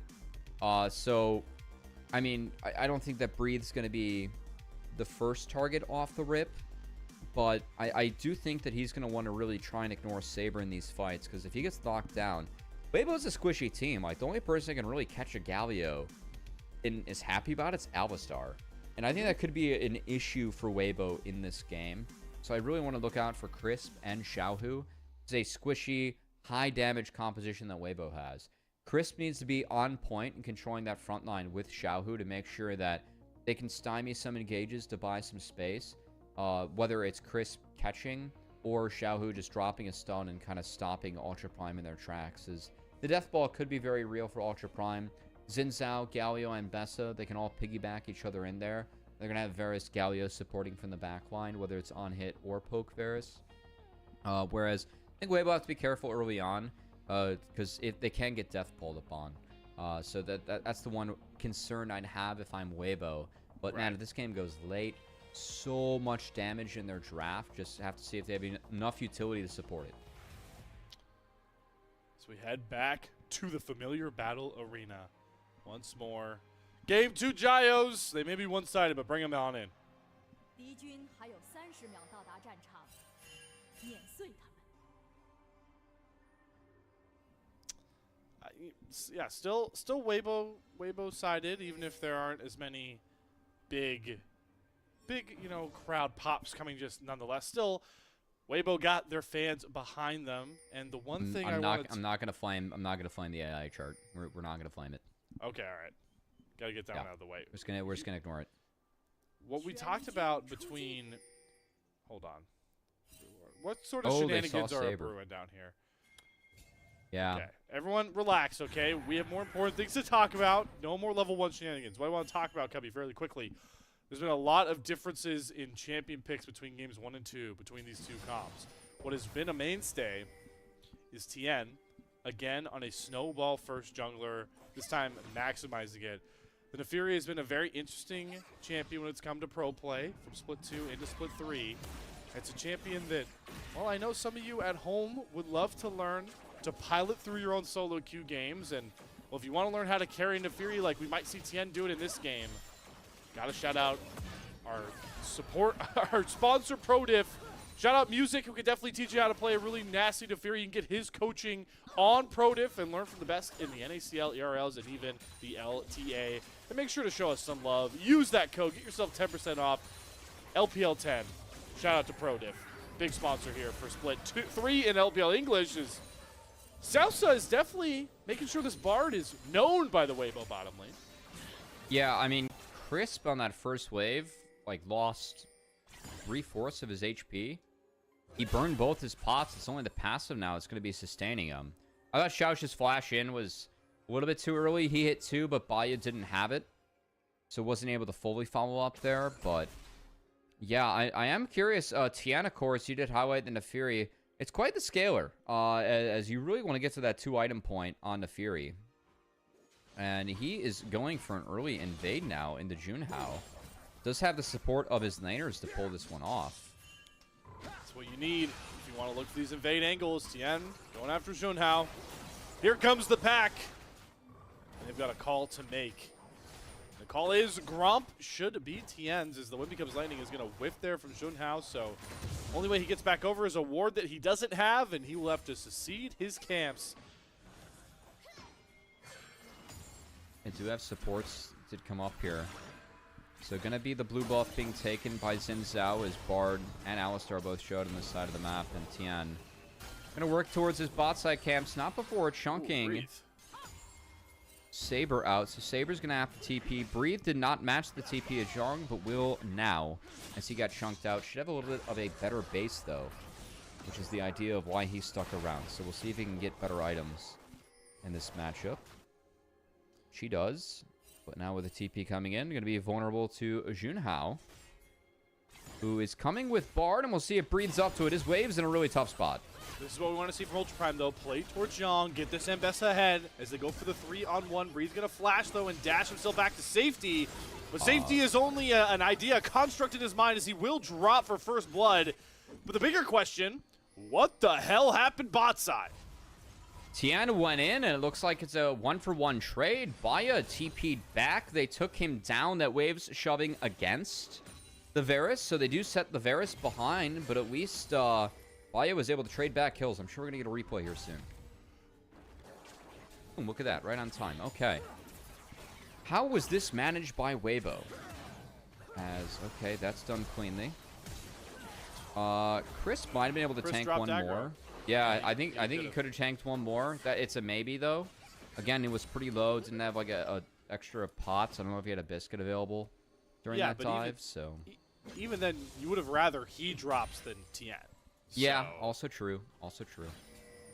So a little sloppy, but they do get the gold onto Light, who is a part of that big scaling threat, and something we'll revisit as this game goes on. Really, both Breathe and Light is. If this game gets a little bit murky, but it lasts long enough, if you get Breathe on those 3 items, get the Death Cap completed for the Gwen, you get Light onto the IEs, usually the 3rd item for Sivir, that's when those champions start to take over games. Yeah, we'll say off of that, the swap is kind of botched here by Ultra Prime. So Weibo, while we were in the replay, they initiated the swap. It's now just being answered by Ultra Prime on both lanes. So a lot of free time, actually, from both Light and Breathe in the side lanes to kind of catch back up, just based on the swap. And Ultra Prime completely sacked both side waves to actually get the right lane matchup they wanted, which is the Varus and Bard. Into the Sivir Alistar, they will punish this matchup early on in the game. Kind of hard, though, that the Varus has already been set behind, because when Sivir gets ahead, she just starts to delete waves, and that's her way to kind of cheat her way out of some bad matchups with the control she has over the wave. This is definitely one of them, as she can catch a lot of the waves that Varus pushes with the free prio that he gets mid, just being lethality Varus. Sivir kind of free scales off that, and if you're ahead early, you get more AD to try and delete them. So we'll see if Light can kind of cheat his way out of this matchup that is kind of tough in the 2v2. And it's another way that Light, as you kind of called out earlier in Game 1, can play those facilitator champions well for his squads. Sivir with those elite waves gives you a lot of prio, like we just saw the prio on the Drake go down here for Weibo. Tian does secure it, and Ultra Prime are a little bit too slow to punish them on the way out. So first drag going to be picked up there for Weibo, but I'm glad you highlighted the power of the Sivir being ahead for Light will be, because we talk so much about how he can be so successful in those facilitation champions, and that's how Sivir can play as a facilitator. Hold on, Chris engaged. Gonna knock up Saber, but you don't want to go after the Galio. He'll invite you in with the taunt, and Aaron Flash goes from Crisp. He gives the kill over to Junhao. They're going after Tian as well. Going to go into the Unstoppable form and make sure Junhao does not get that knock-up. But no real turn here for Weibo. Just a bit of an errand engage there from Crisp. Oh, Chains Corruption, cleanse. All right, good cleanse check there. Passed by Light. Yeah, was a little surprised that Weibo signed up for that fight. It went the way I thought it would have went if they did take a fight, which is an Ultra Prime win. Galio at 6 is so scary, especially with not a lot of items in the game. I mean, his base damage is so high. His value is just really good at that time. So, was a little surprised that Chris decided to go in. And I will say the Grub fight, I think, is very good for Ultra Prime. This is a comp, given that they went poke Varus, they will run out of damage later on. There's no way they get to keep up with the DPS of Weibo. So they're going to have to make sure that their fights are bursty, pokey, or they get picks. But at level 6, I mean, I'm talking later on. I think right now, you throw an Ambessa public execution with a grand entrance over the top, and I like the fight that Ultra Prime can find. So I want to see Weibo kind of play cautiously around the grubs, or even consider sacking it for farm elsewhere. Because a level 6 fight where Ultra Prime has 6s everywhere, I think is a very scary fight for Weibo. We'll have to see if that manifests, because Ultra Prime for now are trying to set up shop towards the mid side, but the top side is bleeding towards them. Junhao gonna have to pop the Crescent Guard, but low range means that everyone can just get right on top of Junhao. Hero's Entrance hits onto 2, so they're gonna be able to trade Chris back out, but Tian on the wrong side of the fight. That is a way Aaron Timbers coming out from Xiaohu. Isn't gonna stun anybody up, but luckily Timbers is just gonna play the space game, keeping everyone else away from Tian, who does knock down Xiaoxia. Baya and Saber looking for a way back in, but a great dash over the wall from Tian to make sure no knock-up lands. Xiaohu, though, is going to get taunted and not shot down by Baya. Tian looking to weave his way back over towards this Varus, but Saber is looking to play Protector. Good unstoppable form, but Tian just can't really close this gap down. And Saber and Baya are going to limp out with blinking health bars. I mean, look, they signed up for that fight. They did take down Junhao first, but the rest of the fight was kind of played, I guess, down numbers for Ultra Prime, given the fact that Junhao went down so early, and they still kind of come out on top. So it will be the grubs afterwards, as TPs are cast to get back on the map. Gonna be at least 2 grubs secured here by Ultra Prime. And yeah, I mean, this is fired on the Xin. Like, they get the burst down onto him, but after this... And keep in mind, it's a 3v4, and the champion's Ultra Prime is still pretty strong right now. Chris gets one shot. Xiaohu has an oopsie. That's not the same on-point effect that we saw from the Talia in the last game, for sure. Luckily, he's going to get tons of reps going forward with that. Dude, good snipe there from Baya to find that, clip that chain disruption. I mean, if he hits Baya with the ult, that could have been a fight changer. Honestly, like, maybe Baya's not able to actually step up and look for the R into Annie like he did later on. So, bit of an oopsie from Xiaohu as he comes up short with the Tibbers there, but still Weibo. Their comp scales really hard. And I don't know if the 3 grubs are going to be enough for Ultra Prime to try and start the snowball to prevent that. Saber does have a bit of a lead right now, so we'll see if he can throw his weight around into the double magic damage solo laners. They try and keep on making plays on the Galio, but when you're playing Galio, I mean, it's all about the early to mid game, what you can do. Because later on, you don't have the damage to keep up, and Zhong not going to be able to keep up here on the side lane. He's going down. Breeze TPing in just made it so easy. He'll be picked off there, and there's some. We would have gotten 1v1 anyway. Which is about what you trade. Hold on, though. Here comes a 4v2. That Timbers lands there for Sao, who's trying to get away from his turret. As Chris is going to provide some cushion with the knockups, and he's actually going to catch the guy taking the turret, but the aggro drops alongside the general for Weibo. Good response there from Ultra Prime on the other side of the map. Yeah, I mean, I think that we're kind of signing up for this. I'm still happier if I'm Weibo. Xiaohu has TP to actually pick up that wave, and while that's going on, I mean, it's Sivir and Gwen getting plates. Oh, wow, and free waves, so I think in the end, Weibo's still kind of happy coming out of the back of that one. I mean, keep in mind, they need to get items for these damage dealers to make sure that they cannot lose these later fights, because there's a lot of damage coming from the Gwen, the Fury, and Sivir. Just going to be about Annie and Alistar holding the line as here we go. Oh, that's a lot more than peekaboo. That is a very loud horn sounding from that rush. Junhao, Crescent Guard is going to buy him the space. They should be able to knock down this dragon, but Tien is smelling something sweet here. Maybe it's a steal on Tote. He'll walk his way up towards the pit, try to smite and drive away. He won't get it. Tempered Fate, though, is actually only going to clip Saber. But execution going to go wide. It's actually going to find Crisp, and that is not the target that Zhong wanted. Hero's Interest going to come out. No knockups found. Saber trying to create space. His light is getting heralded by Junhao. Not going to land through the flash as they try to send the Ambessa wayward. Breathe now having to flash out. And finally, the fight lines will restore themselves back to normal. Can't fight yet. A lot more hurt coming down here. Remember, Chris does not have his ultimate up on this Alistar, so he's a lot less tanky. Saber, though, not going to land the Hero's Punch. He's going to get a 3-man taunt down, though, and there is exactly the fire starter that Ultra Prime needed, as Baya and Saber will clean up the fight. No kills found for Weibo, only Ultra Prime here. Look, that wasn't even a clean fight for Ultra Prime, but the fact we're fighting at this point of the game still means that Ultra Prime finds the win. Because the Ambessa Galio combo doesn't connect. It wasn't a big connection to start the fight off. It's just that Weibo cannot fight at this point of the game with the comp they've drafted. Just disrespecting. Yeah, also Crisp isn't 6. So, I mean, again, look at this fight from the Ultra Prime perspective. They are the stronger comp right now. Do they execute this? They find Alistar in the back half? No. They're too split. Like, this engage is too deep. They can't play a cohesive team fight. The positives are that Junhao does force out Light, and then this reset from Weibo, like you said, the battle line's kind of naturally reset here. Yeah, I mean, Weibo's just not strong enough. They don't have the items, they don't have the levels, they don't have the damage yet. It's Ultra Prime. They have the utility gap. They have the tankier champions. They get to keep on kind of throwing themselves in here. And yeah, they set up for a pretty good fight for Baya to rotate out a lot of those spells. Is now Xiaohu. Ooh, really got to clutch drop the double Tibbers stun. to get out of there. Yeah. Like to see the pace Ultra Prime are playing at, though. Recognizing need it. exactly what we were talking about, Cubby. Yeah, they cannot afford to slow down in any aspect. And while they are up ahead right now, you know, potentially sniffing feats of strength if they can get this first turret down with the grubs, needs to keep the ball rolling, need to build larger leads, and maybe try and set yourself up when Otacon comes around in about 5 minutes to be in a really decisive spot. Because I feel like that is what will really decide whether Ultra Prime are just going to run this game over, or Weibo are going to have more time to play for those items.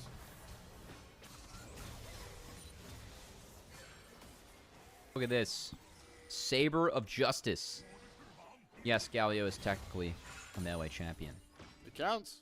It does. Maybe we should see what his win rate is playing supports versus actual mids, but you know, that's fine. It's called Justice Punch, not Justice Bow and Arrow. True. All right. And I he's don't know punching his way to 4-0-2. We'll see if he can keep it up. He's surviving What this is happening? dive pretty well. He's buying a lot of time.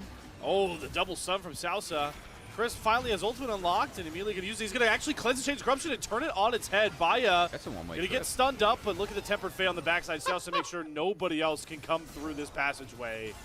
And Chris will pay for the sins of his team's really intriguing dive. I mean, they just waited for the Unbreakable Will to phase out, and then they put the cow out to pasture, man. That was... They just kind of like let him run around, tire himself out, do his own thing. They couldn't pull out the dive, and then afterwards it was just doomed.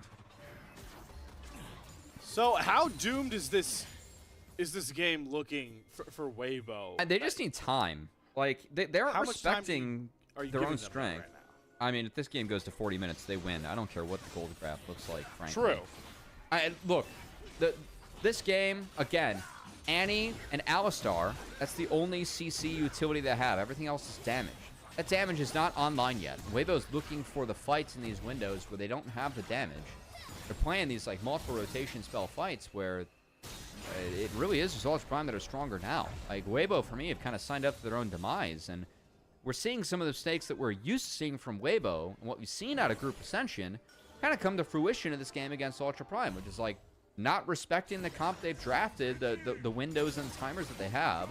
I think that's issues that Weibo have really had a lot this year, especially this split. And yeah, I don't think they respected what their own draft wants to do in this game, Slayer. Like, I would have never fought that second dragon with his draft on paper, and we did see, even despite a not a very clean fight from Ultra Prime, they still were able to win that one out pretty easily against Weibo, just because that's not a timer that their comp wants to fight. Comp diff. So knowing all that, though, Cubby, looking forward to these next couple of minutes, what can Weibo afford to give away, right? You know, next dragon, sure, but Otacon's in about 3 minutes, and Yeah, I give away everything but Otacon. Okay. Screw this dragon. I mean, if I'm Weibo, I'd much rather have Gwen or Sivir on that top side to make sure I'm funneling resources into like one of those damage dealers, but I guess we'll take what we can get right now as Xiaohu's up there.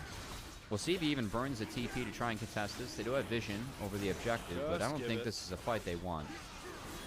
As, yeah, they're going to give it, and Weibo's in full catch mode right now. trying to lean into the power of Light disintegrating these mid waves, and like you called out, just catching up on waves. Like to get Xiaohu in a better spot. Breathe coming online, so it's going to be the real. It's going to be the race, right? It's the race versus Ultra Prime busting open this game, whether that be Otacon, maybe a big fight win, get some turrets down, and just watching the inventories of Weibo members, because like Cubby's pointed out, 1.5 items on Sivir and Gwen and the Fury. That is not going to cut it at this for what Weibo need to do at this point in the game. So just keep an eye on those items, see what ends up coming through here. But the clock is ticking. A minute 45. We already got to start thinking about Octagon setups, and we're hoping that Ultra sells out towards that side of the map. Yeah, and look, if I'm Weibo around Otacon too, like, you don't want to give that one for free, but we have seen Otacon, especially this past weekend, be botched by a lot of teams around the globe. Side landing looking a bit botched here for Zhang, but you know what solves all ailments? A giant statue man flying down from the sky to save you. More accurate Galio right there. Weibo did lose both ultimates on their solo laners here, so that means they can't defend the turret as Tempered Fate comes in. Chris gonna have to pop that ultimate to run out. Oh, Chris. How many times will you send this guy out to pasture? Oh, wait, maybe he's getting a forever home the way he flashed out of that engage. Chris survives this time, but Herald's in the pocket of Ultra Prime, and they're looking to cash in a tier 2 turret. To crash in. Just gonna be a crash, yeah. Yeah, just a crash. But hey, you know what's bigger here, Cubby? Complete control of this bottom jungle with Octagon less than a minute away. Yeah, and honestly, I mean, the biggest win is the fact that Breathe and Xiaohu have just been splitting this lane too, off that play that Weibo attempted. So I know that the response from Ultra Prime cost them their own ultimates, but they still went out in the back half as Shelly was dropped and gets a good chunk into the inner. And as you called out, Otacon set up. It's around the bot lane and Ultra Prime as they clean up this wave. At least are the stronger comp on paper right now. We'll see if they can get Saber to base again. He does have TP, and I assume he's going to have a Rift Maker for the next time he goes back. So I'd like to be as strong as possible with this Otacon fight, then try to fight a clean one. Because giving away Otacon to Weibo's comp is going to be quite dangerous. That XP bomb that it drops, so whatever team that picks it up and gets all the flowers is... That's a concern. It's a hell of a comeback mechanic if you do not play Otacon cleanly. And it's tough between the resistance shred. I mean, we've seen a lot of chaotic Otacons around the world. This objective is yet to be nerfed, you know? Nerf further, right? Oh, okay. Nerf the Annie there, getting the flash out of Xiaohu is Chris is again just the bull with a bull's eye on the back of him. Taking up a lot of the damage here. Chris is not going to survive long enough because he once again loses his Alistar ultimate and eats a piercing arrow. Chris going to go down. And Ultra Prime can take the Octagon, and an uncomfortable conversation must be started here for Weibo. Can we really invest into this darkness, 4 versus 5, to shut down this take? Oh, they saw Mbessa. They did see the Mbessa. Oh, but they didn't see Junhao engaging on top of Xiaohu. The knockup lands on the Galio, and there's no way for Annie to play this game out. There's no way for Breathe to ever get in with this Gwen, but my god, the bouncing blades from Light, along with Octagon, and the pack. Saber goes down to Octagon. MVP to Octagon for Weibo. All right, well, Ultra Prime, I mean, they have good damage with the poke of Varus, but the matching of the DPS for the Gwen Sivir, we saw the AoE and the damage they can do with only 2 items in the inventory for each. They lose Otacon off that. I need a slow-mo replay because I'm kind of dumbfounded to see what... It was so good until it wasn't.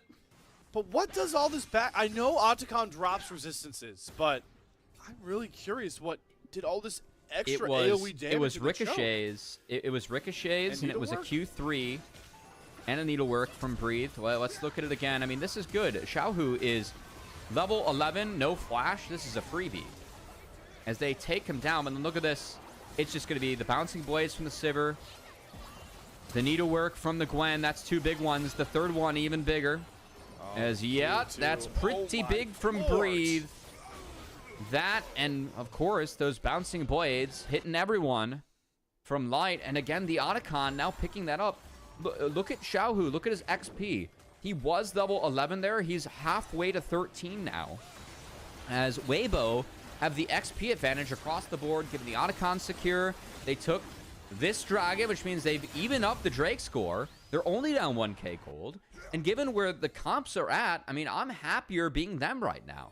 I'd rather be in Weibo's shoes just after that Otacon take, and that's it. Because look at my Sivir. Like, this Sivir is going to be so big from here.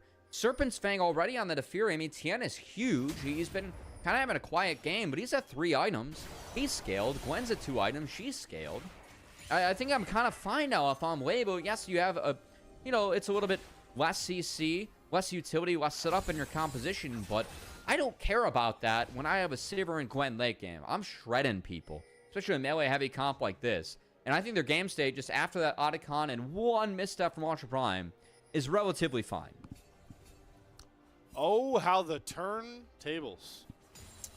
That is... That's what is screaming out to me from your eloquent breakdown there, Cubby. You kind of stole the thunder from your 80 carry play-by-play. Yeah, guys, this Sivir, we're a couple hundred gold away from IE, and those bouncing blades actually finding kills onto that melee-based composition from Ultra Prime. And thank God it came in the final hour, because Weibo were really struggling, like you mentioned. The Otacon just such a saving grace.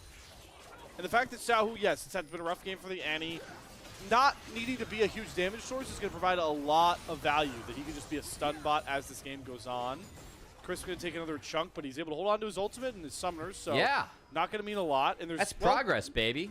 He did an ult. There's nothing down here, too, for Ultra Prime to really be defending, but Dan needs to be careful where he's recalling. Good thing he's using Unstoppable to get some space. Ooh, that was a good play, actually, by Junhao. They got Unbreakable Will, Sivir's ult as well. Tien and Crisp have to go back, so that should be the bot inner turret falling. Breathe has to drop the needlework now to defend. And that will be enough to cut the wave and make sure that they cannot take the turret. So, Weibo, it was a couple other camps, so they pretty much just reset the map from here. And they actually might be able to threaten mid-outer now, as that tempo burned and lost here by Ultra Prime. So how do these fights look winning going forward here for Ultra Prime? You talk so much about how the scaling has come through. I'd say fight approach can, can overcome this. That's what I want. Yeah, like public execution one shot in the back line if they are able to get a big grand entrance for the Galio, which they have a lot of setup for it. That or picks from the Bard. I mean, you can always get funky when you have Bard in the game. Maybe you can find numbers advantages for yourself. A lot of ways to make fast plays. As they're going to look here. Tien's been on point with channeling that.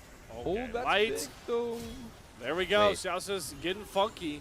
He bringing missed the Duff cue. Funk with those ultimates like Daft Punk. But yeah, the music's over here for Xiaosa.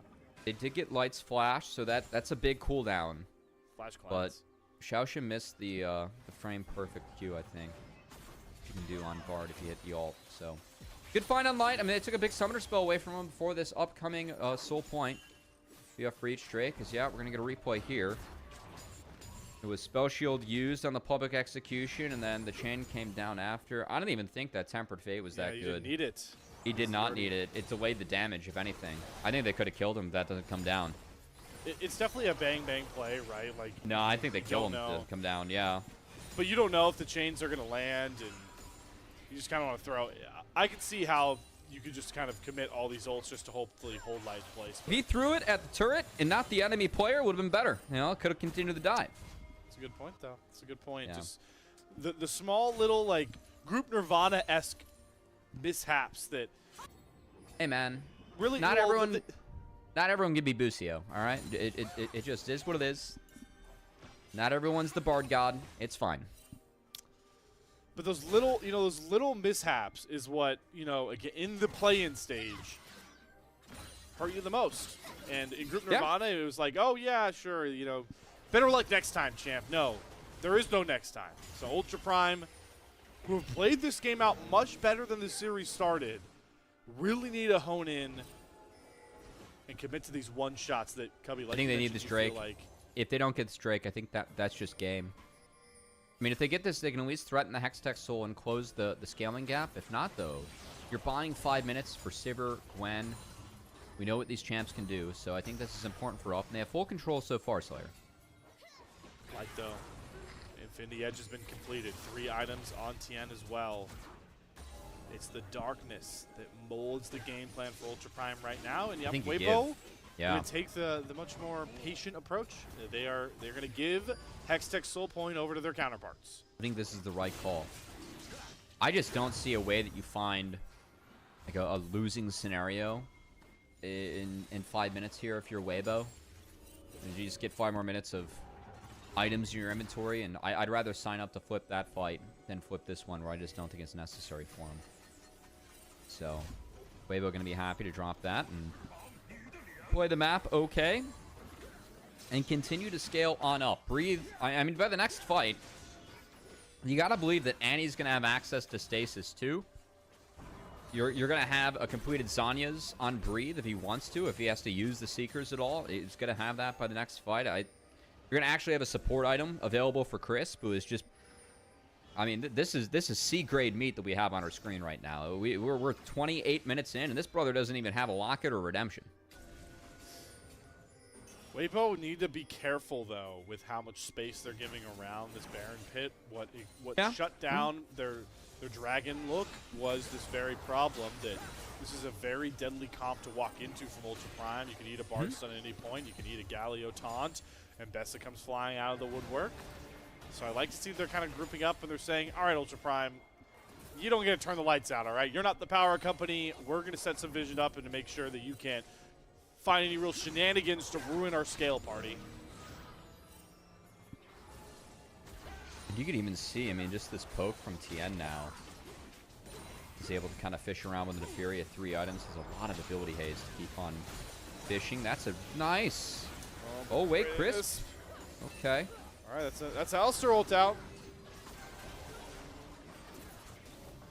Still, I mean, Tien is pretty much solo on the front line now.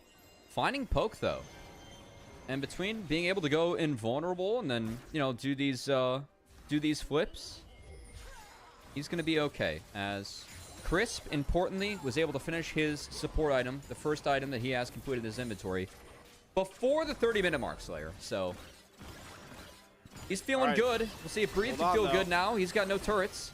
No more Chris conversations because Breathe is being suffocated right now.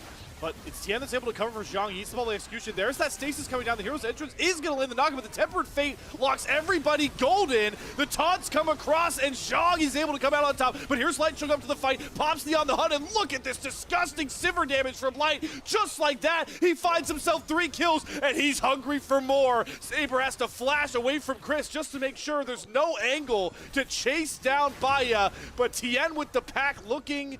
won't find it with his low HP bar. It's Light to the rescue as, again, Weibo looking a bit sloppy in these fights. Look, I think finding a fight where it's Ambassa and Galio away from the Sivir is fine. You can make side lane plays with this, but we saw Ultra Prime kind of overextend again. Once they use those ults and those gap-closing tools, you're going to get mowed down. I mean, that's before the Sivir even comes in, but they kind of run out of steam in the back half. I think it's actually quite good that Tien catches this.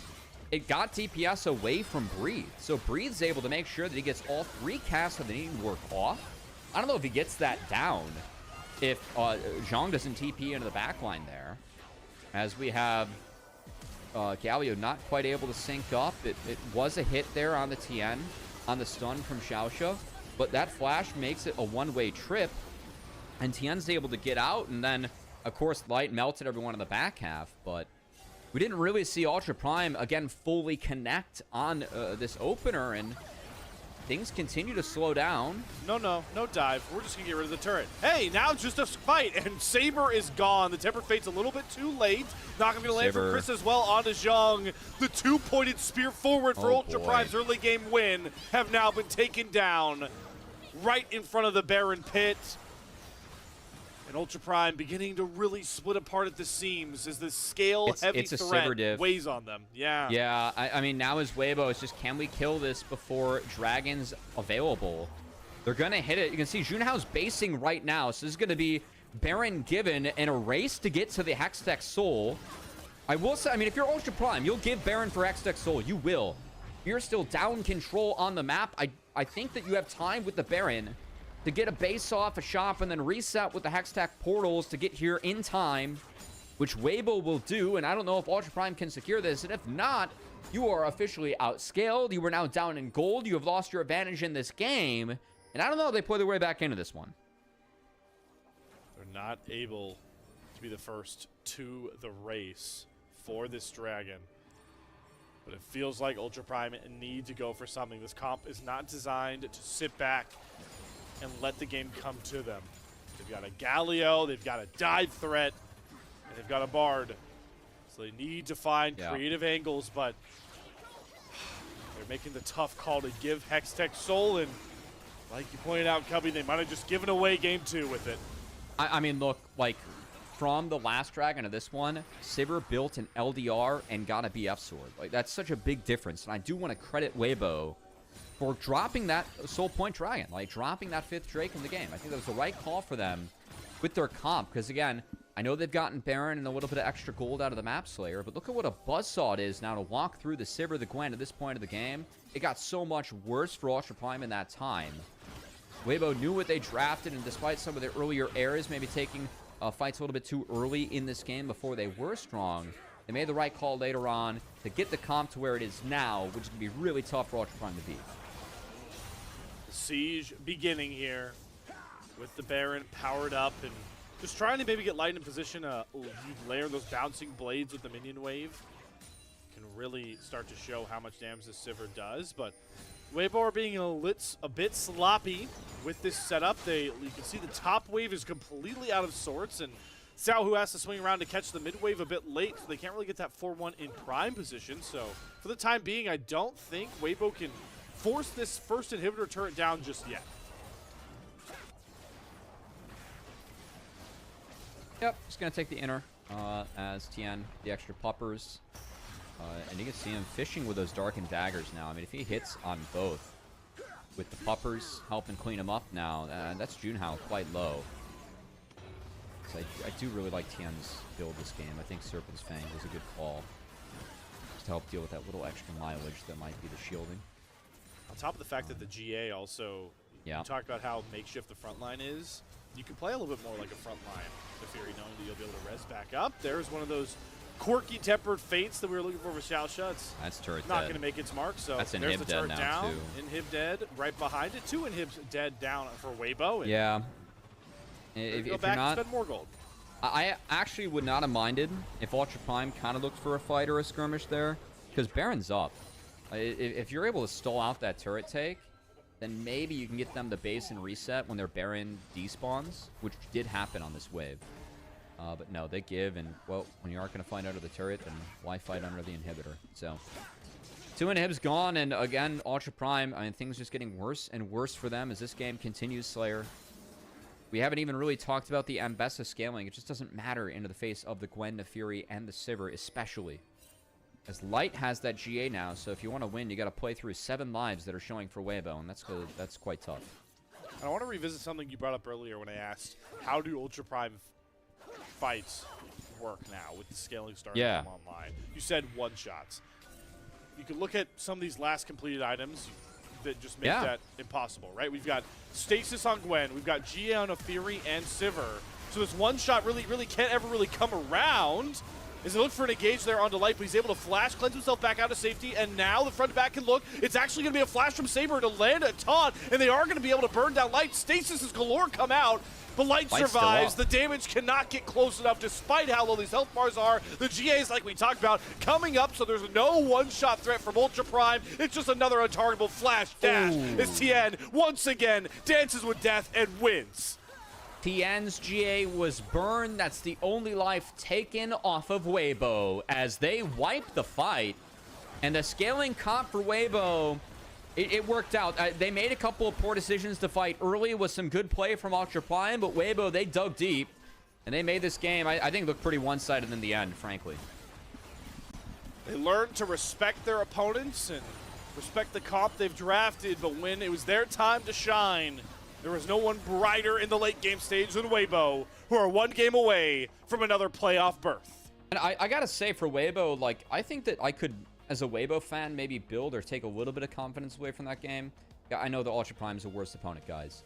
But at least for Weibo, I do think that at times they struggled to identify what their comp does or is supposed to do. And we saw that in this game. I thought that some of the earlier fights they took, especially around, what was it, the 3rd or 4th dragon that spawned, that was off. Like, they lost that, and there was no way they were going to win that fight, just given where their champs were at. I think after that, they made a lot of good decisions in this game to buy themselves some time, get to the point where their comp did scale and did look invincible, and then clean the game up from there. So, I know it's against a worse opponent, but for me, I actually saw a couple positives from Weibo out of that game, and how they played from behind against Ultra Prime. So I want to go back to that scale that we haven't really found a name yet for, Cubby. We might not find a name, but you know what I'm talking about, right? The 10 being contending for LPL finals. Still at a 6. You're still at a 6? Yeah, it did not change from that game. I No think change. the early game, in a way, like they fixed some of the issues that happened later on, like for themselves. But yeah, that was it. Okay, so no movement. Is there some movement on the bottom lane conversations that we had? We were asking a lot of Crisp and Light, who have been majorly off across all of the Rumble stage, I would say. I do think this is going to end up being a Light MVP. So are you any more Probably. inspired about Light and Crisp in this game? I feel like Crisp had a really good game 1, and now Light had a pretty stellar game 2. I know Light plays a good Sivir.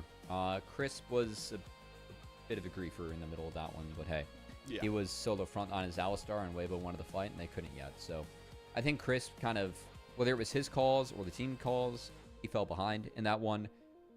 I don't know if I can take confidence like for Light and Crisp in this. I don't think they did anything that was particularly too special. So I know that we're looking for this bot lane to really step up if Weibo wants to make a run. I just don't know if we can really judge them against this bot lane, because we talked about the top side of Ultra Prime being what we felt like was a better than where they were placed in Group Nirvana top side. Like Zhang had a good split. Junhao was a pretty decent jungler. I thought we saw them make some okay plays in this game. We didn't talk about the bot lane though of Ultra Prime, because that bot lane was kind of the reason they were the 4th seed in Group Nirvana in middle of the pack, right? They struggled. Like Baya's not a fantastic support. Xiaoxia is the support that was found for Ultra Prime, as they kind of had a rotating door down there throughout the year. Light and Crisp, I expect fully to be better than these guys, and I think we've seen that so far. I need to see out of Light and Crisp just more consistency. And again, Crisp did struggle that game just because Weibo took some fights early that they probably weren't ready to take yet, and Ultra Prime definitely punished them. Maybe it's my love of marksman players as one myself, but I do think Light has done very well with what's been asked to do across these 2 games. Sivir's never a champion where there's anything flashy about her, right? She's very mundane in the sense that if you're playing Sivir correctly, early to mid game, you're rarely on screen because you're just deleting waves as the camera pans away and you're waiting for those items to come across. And while you mentioned Weibo got a bit, quirky with disrespecting fight timers with their comp, Light was never really caught. Light was, maybe had to burn some summoners early. Maybe should have died if a Tempered Fate looks a bit different. But he ends up going deathless. He ends up buying time, getting to his 3rd item quicker than I would say we anticipated, seeing how the game state was, and running over their opponents. So I think Light deserves a lot of credit, even if it was kind of an easy job to accomplish with the champion he drafted. He did it quicker than his boss expected, being me. That's somewhat true. I do think that this fight gave a lot of opportunity to Light and Breathe to, hop back into the game, as they really made the most out of that little skirmish around Otacon. And again, Otacon, I think Otacon's so incredibly strong as an objective, guys. Like, how many games have we seen just decided by Otacon, whether it's you starting it at the wrong time and the resistance melt being a factor, or a team taking Otacon, using the bonus stats and especially the bonus XP that they get to get back into the game and stabilize things from there. That's quite big, as we've been talking through the 2 replays that really shaped this game. As we saw, the Otacon was the first, and then this one, I just would say not the best take from Ultra Prime in the end. I know the Tempered Fate layering was a little bit weird. We didn't really talk about that one. Definitely was a little bit funky there in that as well, but yeah, just Ultra Prime couldn't quite get this quick comp across the finish line with the Death Ball, and now they're staring down the expected position that we had for them coming into the game at 2-0, as Weibo is up and looking to take care of business in the 3rd game. For as much as we talk about Zhang and Junhao with Ultra Prime, I do think this was a very good Galio game from Saber, even in that last fight. Yeah, Saber was not the problem in this game. No, and even in like those impossible fight scenarios at the end game, right? I think he did a good job threatening Light. He got him to flash, he got him to cleanse, he get him down to nearly pop his GA, basically as just the Galio. There was not much more you could ask for from him on that pick, and I hope they just lean fully into his melee nature, try and get him maybe an Akali game. Silas, if there's a good angle for Silas, something like that. Because Saber, he rarely is invisible in games when he's able to get a melee champion in his hands. Yeah. Look, I do think that Saber, if Ultra Prime is going to go down, I would like to see him go down with the Akali or Yasuo in his pockets. Yep. As we'll see if he gets the melee in the last game. But Tian. Tian with the Pog. Producer Adam was right. He had it over us. The Nefiri was pretty on point for the majority of the game as Tian. That poke from the Darkened Daggers later on was pretty significant, and I thought Tian played a lot of those fights well. So the Nefiri, usually not a champ we see in game 2, but hey, was a found pairing with the Annie here and paid off for Weibo. Paid off indeed. They invested in the scale index on the League of Legends stock market and cashed in big to a game 2 win.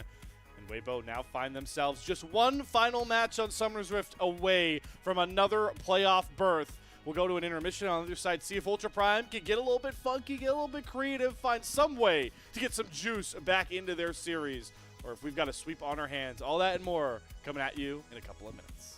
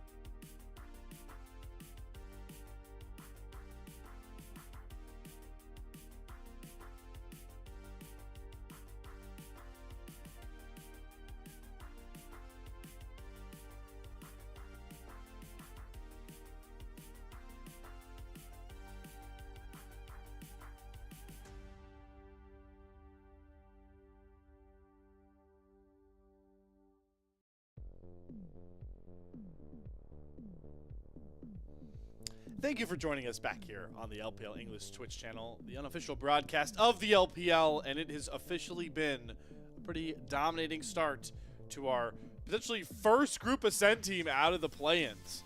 It still feels weird saying that, Cubby. Can we talk about that for a second? I mean, Weibo's making it look like, you know, the way that the other Group Ascend teams wish that it would have looked like for them. As it's been a pretty solid 2-0 so far from Weibo Gaming, and a split that has been a lot of solid wins for them. We haven't had a lot of reason to get too excited or antsy here up here at the desks layer. Been pretty simple so far. Yeah, we had our spots. We, you know, good mid-game spiking comp from Ultra Prime. You know, we got excited around an Otacon. They could have really broke the game open with. They got too excited around the Otacon. They went too deep. Yeah, they should have walked in. They were just so kill focused in that one, and well, it ended up killing all their momentum. Cubby, so you were teasing it a little bit before we got on the break between these two games. Are you just hoping to see Ultra Prime have fun with this draft? Is that where we're at? I mean, we were talking about Saber being out of melee. I would like to see them give themselves maybe a bit more of a scaling option, because I don't think they're going to play nearly fast enough to beat Weibo. That's true. We've seen 2 games of them failing to play fast enough to beat Weibo. It's been tough. So I don't know. I definitely hope that they give themselves a little bit of a scaling option. So if anything, maybe a Baya Kaisa. You can find an angle for that. But we'll see what's in store for up. Baya Kaisa is available. I'm starting to think of mid laners. It's weird because we kind of want to see Saber have fun with some flashy melee picks, but a lot of those don't kind of lead to most. You can have the melees. We'll take the insurance elsewhere. Okay. You know, all right, we'll take the insurance elsewhere. All right, all right. I'm also curious what Zhang's champ pool looks like by this point, because I'm unfortunately afraid that he might just be in a Cassante angle at this point, knowing what champions are gone. Might be the Renekton Cassante handshakes. I know Breathe always happy to play the Renekton out of that. I want to see Breathe lean into Yorick though. I still think Breathe is a really good Yorick. He's played more Cassante this split, Breathe has, and Renekton too. He's also been a Renekton enjoyer. We'll see. Might be the answer. He's also uniquely been really the only Jace player that we've had up top. True. Which has been definitely a highlights. Weibo and a Breathe special. We've seen a lot of Jaces running out of damage. A little bit too fast in these games. It feels you got to go with Thoughty Jace now with the changes they made. Thank God, because Tank Jace was just awful. It was the worst. Tank Jace was it was not good. Not good for the game. Not good whatsoever. All right, Cubby, the $1 million question I want to give you before we get into this draft. If you give me one rarely seen pro play champion that you feel like we're going to see in this draft, knowing the stakes. Oh, that we're gonna see? Yeah, like or you want to see? Just give me a fun champ name. Saber Yasuo. That's what I want to see. Saber Yasuo. Okay. Saber Yasuo is what I want to see. We're not gonna see it. I think a Saber Akali would suffice. You're already middlemaning your own. See, Weibo thought it would suffice too. They took it away.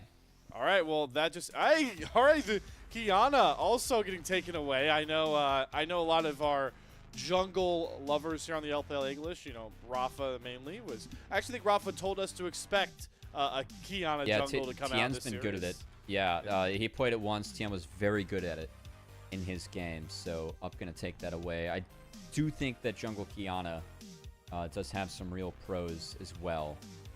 As the true strongest jungler up in the Wukong taken off the board. We'll see if Junhao wants to go for that point-and-click lockdown in the Vi. With a lot of junglers off the board now, sometimes taking that cease and assist into Game 3 could actually just be a decent start. As at least you know you have a go button to attack the backline early on. I wonder if Weibo might try and start flexing this Aurora around. Because one, Xiaohu plays a pretty... Ooh, on the other hand... I'll just see myself. I mean, Ultra Prime, they liked it so much, they took it for themselves on the blue side. But you know what? The oopsie of that, Slayer, was that they did leave up the marksman that we have yet to see today. The one that Light has actually yet to play this split. And the hover for Weibo right now, it's going to be that Yunara. Also known as latest stat check champion. That is what Yunara is. Which I've seen some interesting conversations about, because some people are glad that Yunara is a simple AD coming out in a world of complicated ADs of late. You know, decently complex kits. I like her. I do. I think she's actually well designed. Her Yeah. R has a very clear power window. Yes. It is what it is. She needs some help. If you play within her range, she's Definitely strong. does. I think if anything, maybe I think she does have a lot of access to range in her kit for what her kit does. I think that, but that is like, if you take away 25 range, that's a lot of power away from an AD. We'll have to see where she falls and how they change up her numbers. I definitely agree she's strong right now, but I think kit-wise, good champ to have in the game. That said, that Vi that was being teased by Weibo, not going to be locked in. I think they know it's going to be the pick now for Junhao. Given they have a Yunara showing, definitely want a way to point and click and lock down that back line. So the Vi will be the answer for Up, and yeah, that Kaisa for Baya. Quick to follow. All right. This is a very bold Yunara pick. You were inviting this kind of response. This is So where now- you Renekton and just go from here.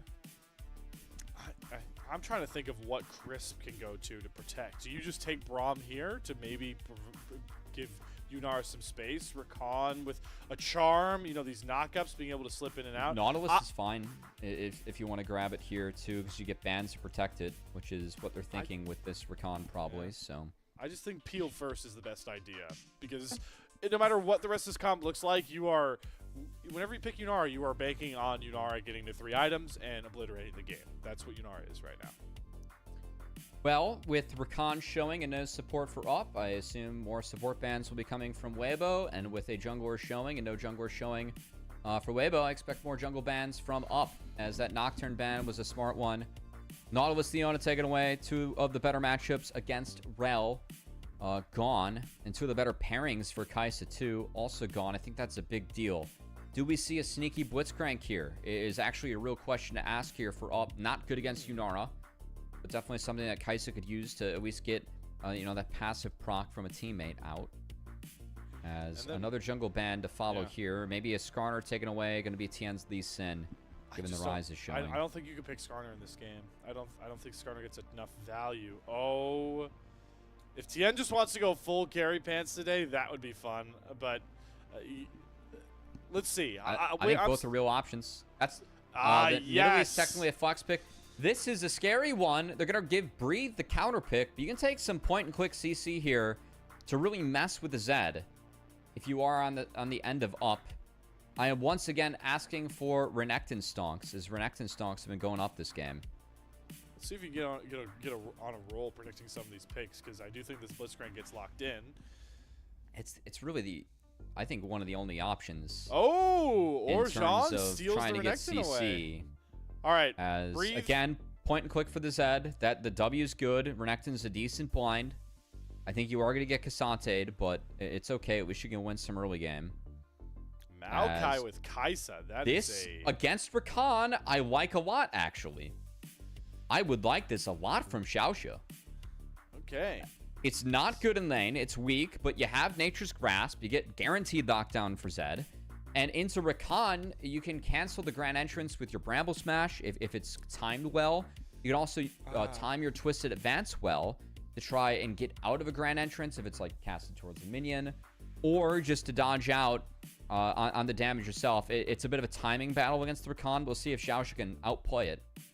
As that Cassante's walked in to round things out. And Slayer, what do you got? I wish this was Yorick. It's bad against Croc, but yeah, I can see it for the game. Yeah. So, yeah, because at this point you're staring down all of these, direct counters to fights for Weibo. You're staring down Kaisa, Vi, Aurora. Like they all want to fight. They all want to look for picks. They all want to group up. You have a Ryze. You have a Yorick. If you can get grubs and you can play for side lane threat, not only does that take away a lot of this, blow up responsibility for Vulture Prime, it gives Tien more space, because if you can lean into picks off this Zed instead of team fighting Zed, it can really shut down Ultra Prime's comp. They're gonna get the Cassante. You can't hate that pick, but definitely a lot more power to Ultra Prime than I think we've seen all series long. I think that if you're gonna pick Zed, you should probably save it for his latest draft as possible. The fact they did not, a Renekton and Maokai to respond, it's a lot more CC in the game that Zed has to be concerned about. I would have rather just taken Renekton there and eaten the bad top lane matchup to see if I can get a better Zed game, or even like a better Kha'Zix game, as that was Tien's other hover, and Assassin's definitely good pairings with Ryze. But instead, they do get the Breathe Cassante going into that Renekton. So we'll see if he can slingshot his way back into this game and survive that early game matchup. We'll see if we only have one final game on our hands here. Game 3, 来到英雄 Weibo 联盟 Ultra Prime.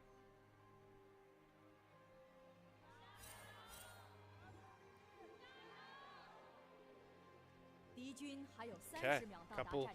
couple scattered Weibo Jayos as they've been all series long. I mean, for up, it's your last chance to rip him is up. This Yeah. could be it. The last Jaios of the year. And we at least, we can't confirm if we didn't get any because we're not there, but we didn't hear them. What I do want to present as a fun situation here for this game is, as much as we talked about how lopsided it is, Weibo favored against Ultra Prime, I'm glad that 援军出 we've 现 gotten a draft where we feel like Weibo does have a tougher time in some of their lanes because, again, Weibo should sweep. Weibo, if they want to be a playoff contender, should sweep convincingly. So now that we're not just saying, oh, they've draft gapped, Cubby, they should be able to win as a team and overcome some of these draft shortcomings. Yeah, I think the solo lanes for Ultra Prime definitely going to have some priority early. So we'll see if Saber can do anything with that or if Junhao can take any camps away. Probably not going to be the case. As, okay, we got Tien's first career Zed game. Definitely going to want a full clear early on. The one winning lane for Weibo is going to be this bot lane early. As the Maokai into Rakan pick, definitely, it's not great for the lane phase. That's your best case scenario, is you dodge out on the Quill and try and land your Bramble Smash, and that's not easy to do, so. Ultra Prime going to be eating it down here, but again, solo lane should be okay, and that's why Junhao going to path his way towards those two solo laners, see if he can get anything done. So wacky to talk about a winning lane being Yunara because she is not. She does have her thread that I think some people let fly under the radar, that once she stacks that Q, she can actually trade really effectively. But it's just another champion that, for the most part, you're looking to buy time on. So the fact that the Yunara lane can play pretty comfortably, might going to be another spot where he might just be pretty quiet in the early and mid game because he's making all the right choices, understanding the win con of his champion. Yeah. We will have to see. I mean, this champ does scale hard, but you also get a pretty easy lane phase, especially if you go for the pull tech on Yunara. It gives you so much health back in lane, and you get to be Yunara and scale. As we do have Tien using some of the power of Zed to actually get that full clear off and base early Slayer. So we'll be back out on the map with a bye and a likely uncontested bot crab take. Yep. So he'll return to the rest of his camps. And of course, Junhao would go from bot to top. So with that early base from Tien, we'll be able to get back in time and should be able to secure that crab. Such a weird game state for Tien to play out because Rise Clears so fast, he resets, you know? OP. Yeah, but that is the OP part. But looking at the wave states, right? Breeze getting shoved in, like Rise is going to need a lot of time. And if you're playing Zed, jungle, mid, you want to look for kills and play towards your assassin nature constantly. So I like to see that Tien is at least giving looks towards this bot side with his quicker timer. And I want to see Tien, quick. once he gets his ultimate, like, throw this thing down, try and pick up kills, and get the ball rolling, because that's the only way Zed can function in a spot like this. Oh, okay. Yeah, definitely. As Good advance. Actually sends Xiaosa way further up than he actually wanted to. Leave the tempo stacked here for light as well. And Junhao going to draw himself the cover. No kill threat, though. Just some summoner heals traded per usual. I do like the point about Zed, of course, getting snowballed, whether that's through camps or kills. Always good in the assassin jungle. Zed only as good as his items can take him pretty much. I mean, you're not picking Zed for the utility, right? You're taking Zed for the damage we can do in these fights. So, see if Tien's up to the task with that one. As we do have Saber TPing back, but that wave is going to be too big to hold. So, Xiaohu should be able to get his second base in and be A-okay. Wonder if this is a spot for a swap to come out here for Weibo. If they want to get Cassante out of this Renekton matchup, I wouldn't hate sending your bottom lane top side. Breathe does have teleport if he wants. If they keep the 2v2, I think they get Drake. And that's the choice right now, because Tien's It's actually Drake versus skipping Crugs, over right? those Krugs. Yeah, I think you just get Drake off the bot prio. So Okay. Light with the base and the TP does go for the Cole and the recurve, or the dagger, I should say. So this tech, LS talked about it a lot, but just given how Yunara's Q works, it applies on-hit effects with the Cole passive. For every creep you hit, you get 3 health back. It's actually more effective for you to go for the dagger and the Cole than it is to stack up other items. It's really good on Yunara, especially just given that she's a champ that wants to scale too. So Light's in a nice spot, going to be a happy camper for sure in this game. It's been very well put in all of his lane phases so far in this game, and been able to be effective, whether that be facilitating on the Jhin later on in the series or scaling up into a monster on that Sivir. The latter, what he's going to want to do so here in this final game if Weibo can find the victory. Got the dragon up on that bot side, but Tien that's again so far looking up to go for this bottom lane is, like you called out, Baya pretty far up here. Gonna pop the ghost first. He's gonna get around the Red Ninja Stalker pretty well, actually. Light takes a ton of damage. The healing, though, comes across. And Tien's gonna look to dash around top of Baya. Good flash. The Shuriken's not gonna hit either. That's both summoners out of Baya for his misposition. Yeah, I mean, Chris put that poorly, and it still is a win for Weibo, as Baya was way too far up. And we'll see. Decent for John. Into the pushback, into the turret, the drag of the all-out. Love that combo coming across from Breathe. Is now Junhao's getting evaded on his own jungle. Realm Warp forward. Flash out of Junhao. Weibo, despite how slow progressing their comp is, still able to find windows to punish Ultra Prime. Yeah, this is feeling like a 3-0, which, I mean, we did kind of expect coming into the day, Slayer, but maybe not to the dominance that Weibo has been able to show. I still don't think like it's been anything, though, that convinces us that Weibo is going to go further than what we have right now, Slayer. I don't think that Weibo's had to do anything too special to actually win out of this series. It just felt like a pretty abysmal Game 1 draft from Ultra Prime. Then Game 2, they didn't snowball it that hard. In this game, we don't have any blood going over, but definitely feels like Weibo have found some early wins on the map with their movements. I would tend to agree. I think Game 1 had its inspiring performances from Xiaohu on the Talia. Crisp had a really good game. But those two in particular were kind of the reasons why Ultra Prime were able to control Game 2 as long as they were, right?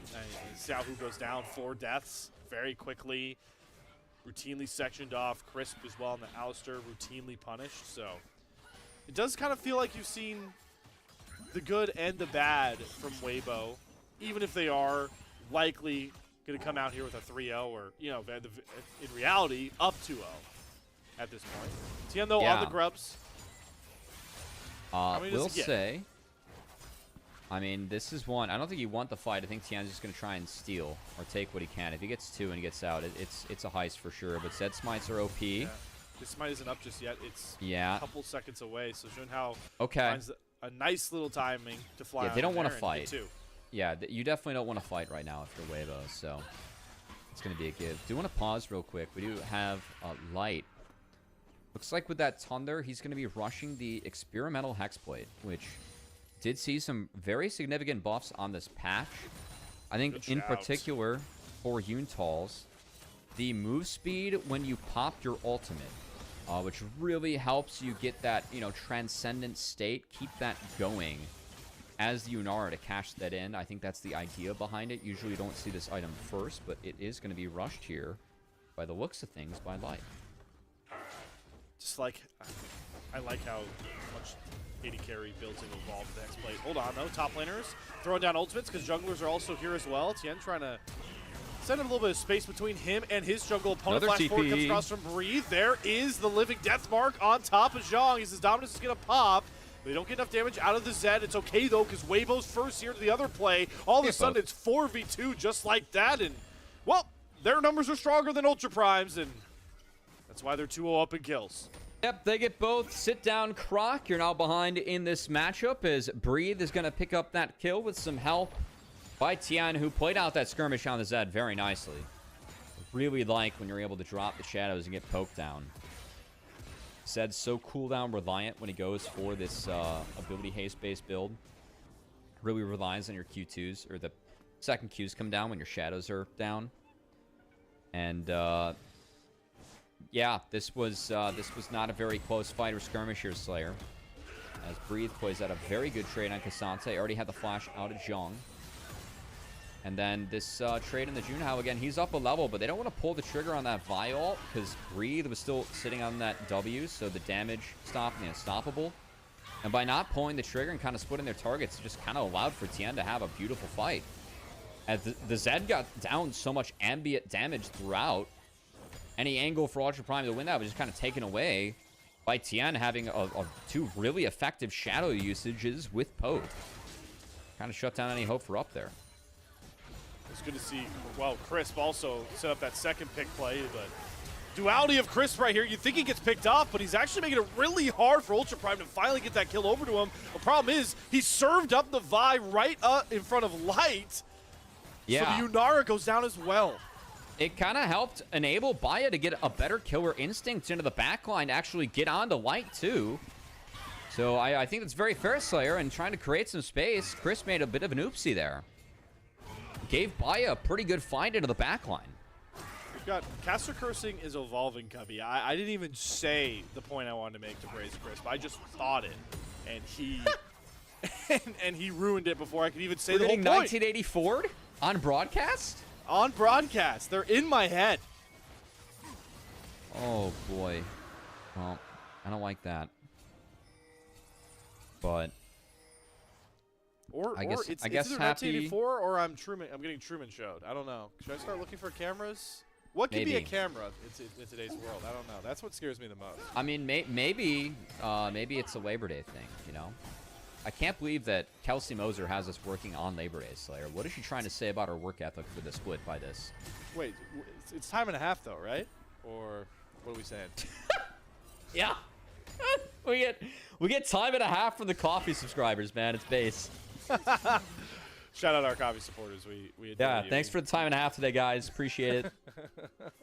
Definitely don't support the coffee anymore today, because we definitely don't need your support more today than usual with the time and a half that we always get on holidays, as is tradition.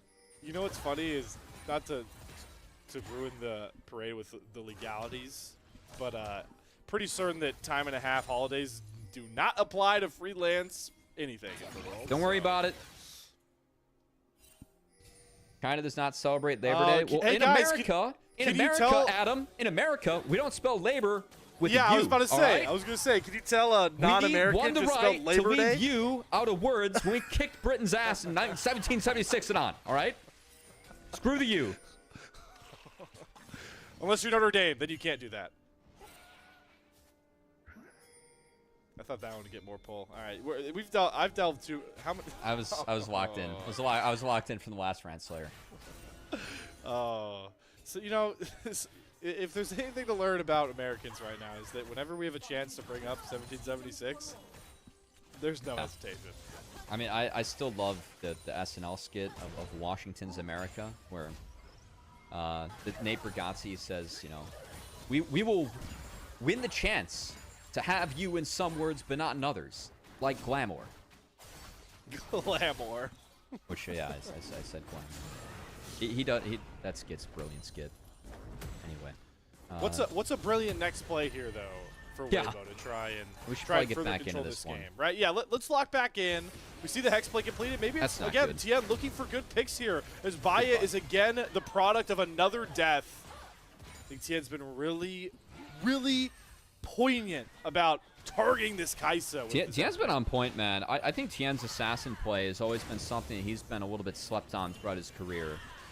I always really associate Tien at his best when he's able to drop camps and help his laners.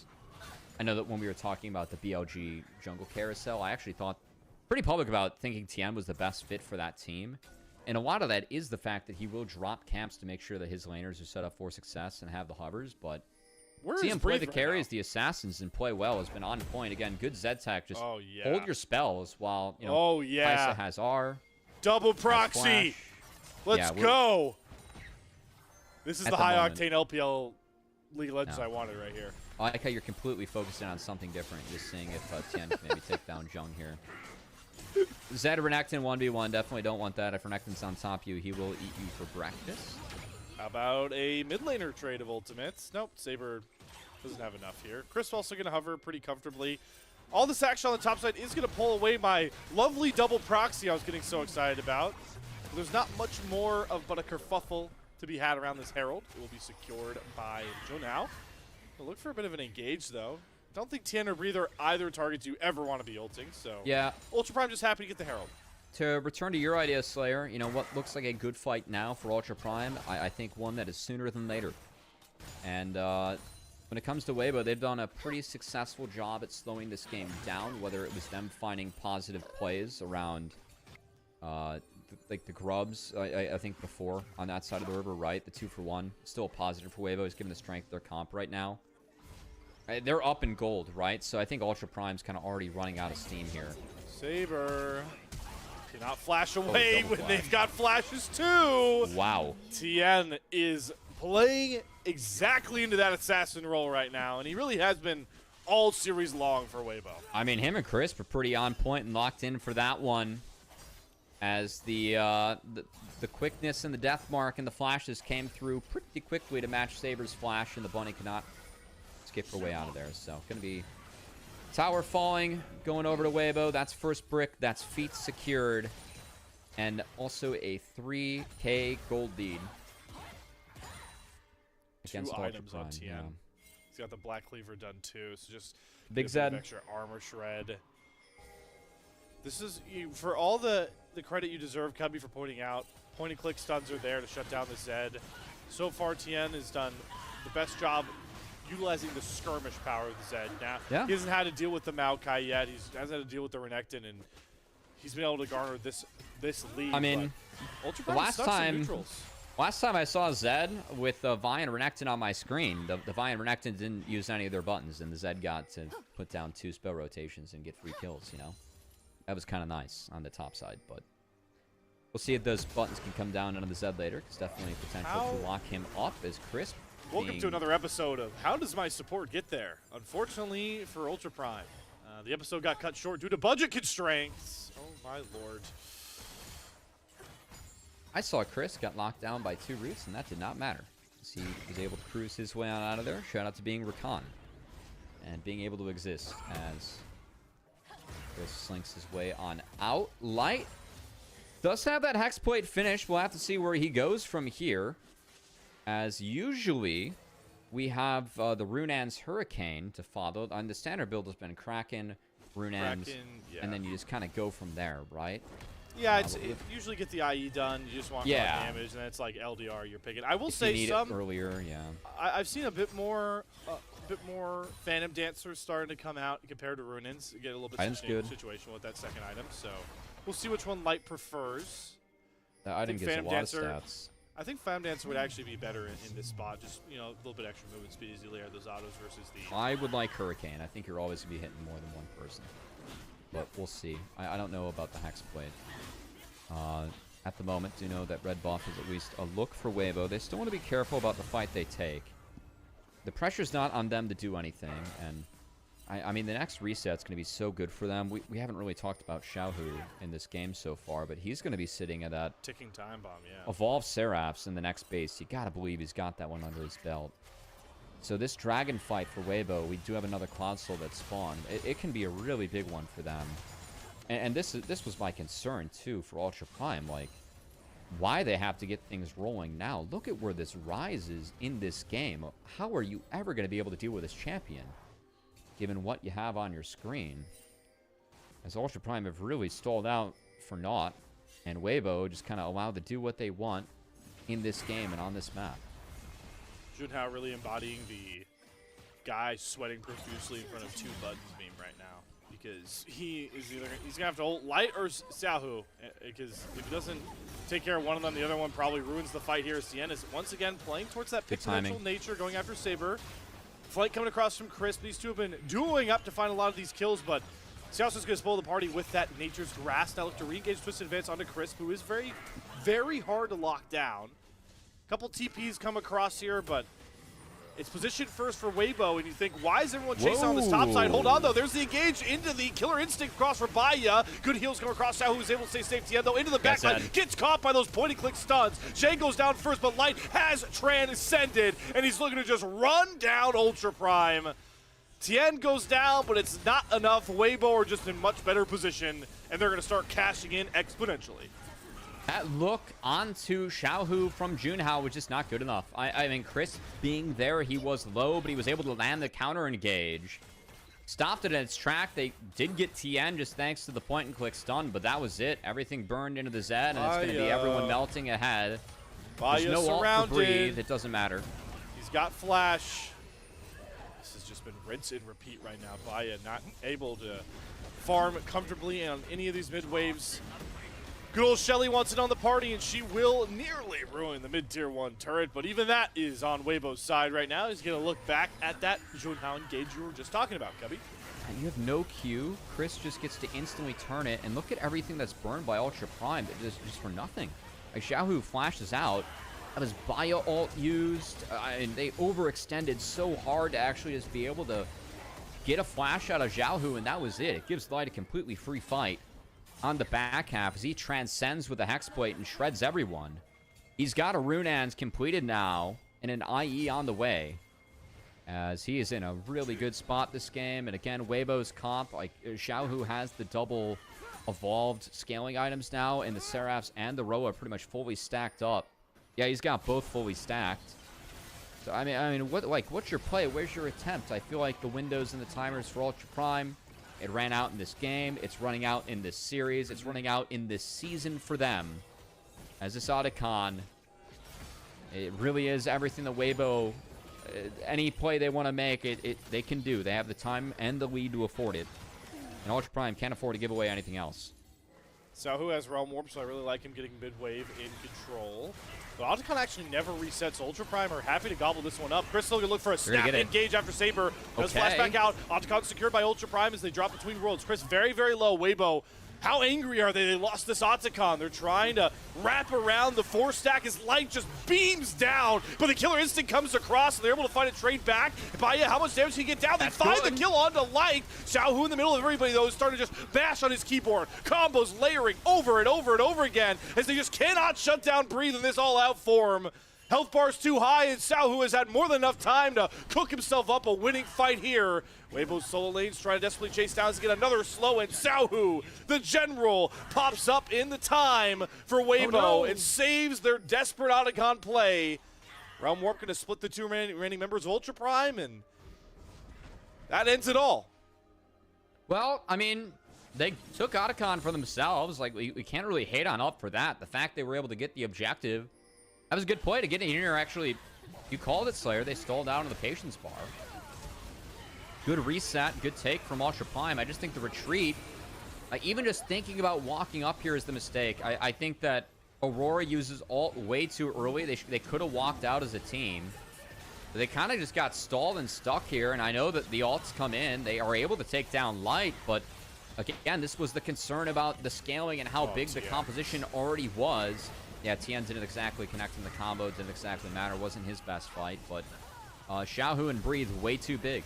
They were able to pretty much neutralize early on. Rise got big, and even with the Otacon being taken, it is Xiaohu that is ding 16. That's with Aroa too, so I have the bonus ability point. Almost already has a death cap on this Rise. Xiaohu is ginormous in this game. Frankly, has been kind of the player of the series for me so far, as he was really big in game 1 and 3. Okay, game 2 was a bit of a stinker, but he's making up for it on the Rise to Leah. As this can't be enough. No way. Redemption. He is 2 levels down. Oh, Seraph Shield and Junhao as teammate. Nature's Grass, though, they weren't looking for it, and actually it's a bit of a disrespect from Xiao. That's 1,000 gold over to Baya. Tien gonna fall next here as he dashes towards Saber. This is starting to get a bit cautious here for Weibo. It's Light that has to try and rescue that transcendent form. Gets the kill onto Baya, and Breathe, again, is just way too burly to deal with. Running down with his big bad health bar. I mean, even a good start there, right? They took down Xiaohu immediately. Tien falls.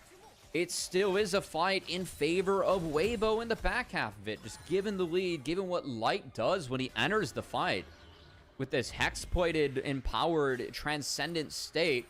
And it's enough to actually TP and fight for the Baron. So there is no smite available as Tien's still in the gray screen. I gotta believe that Xiaohu is gonna Realm Warp Tien into this.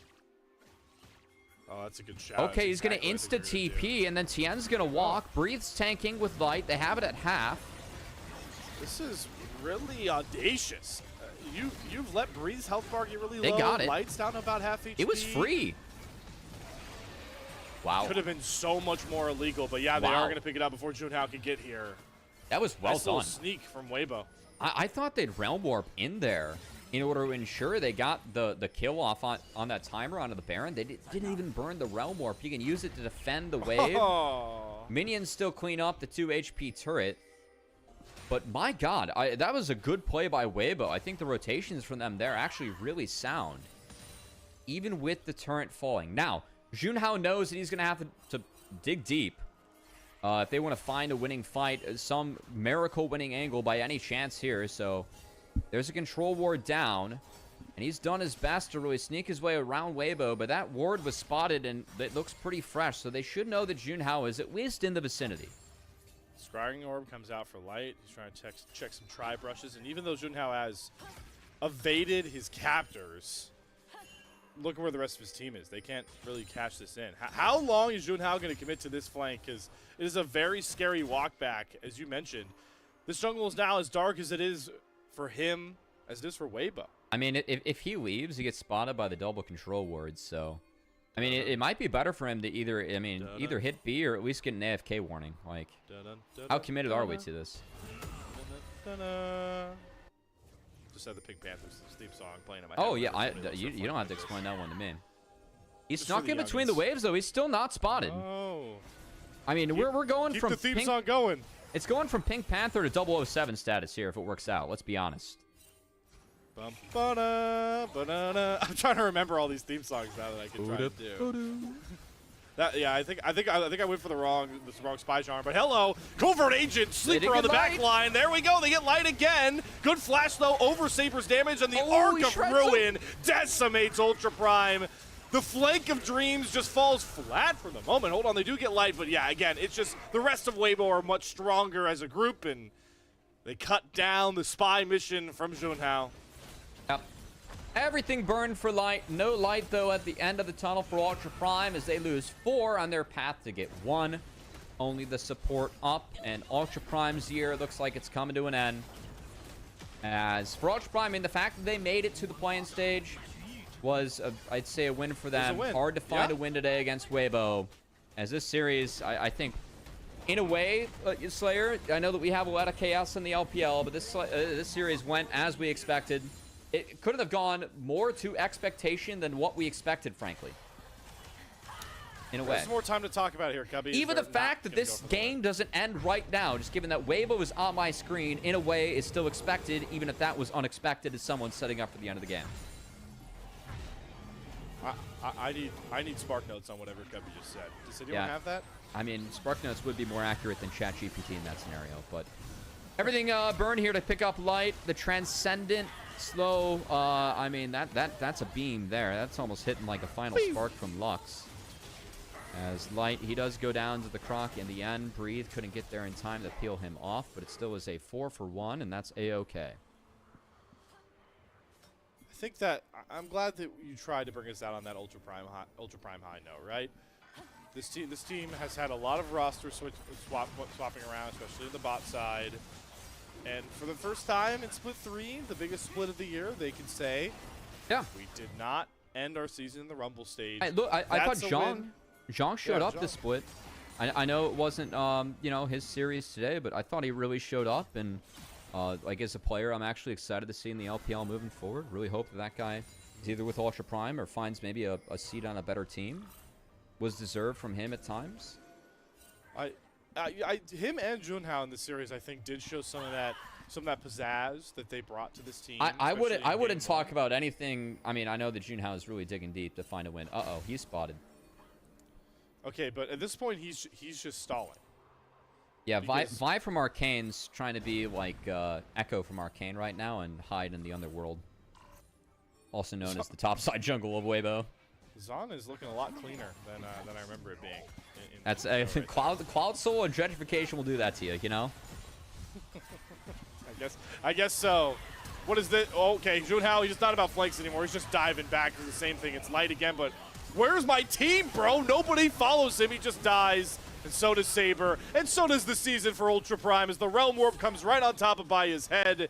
And he will be the only one to survive. Nope, not even him to tell the tale. Weibo were just waiting to do it with a nice little bow on top. Their first ace of the game as they will 3-0 Ultra Prime. And as weird as it sounds to say, folks, our third series of the play-ins finally gives us our first Group Ascend team out of the play-ins into the playoffs. It will be Weibo Gaming in 3-0 fashion. Yeah, shout out to Weibo Gaming for making sure that we don't break the LPL unofficial English broadcast bank with our time and a half rate for Labor Day. Dang it! Yeah, Weibo went to work on the Rift to make sure we didn't have to go to work too much up here in the caster booth in Ultra Prime. Last time we get to see that royal purple on stage. Always looks damn good in any esports arena, Slayer. Unfortunately, not as good for Ultra Prime today as they got baptized a bit by the Weebs. And we'll see more of the Weebs in the double elimination bracket.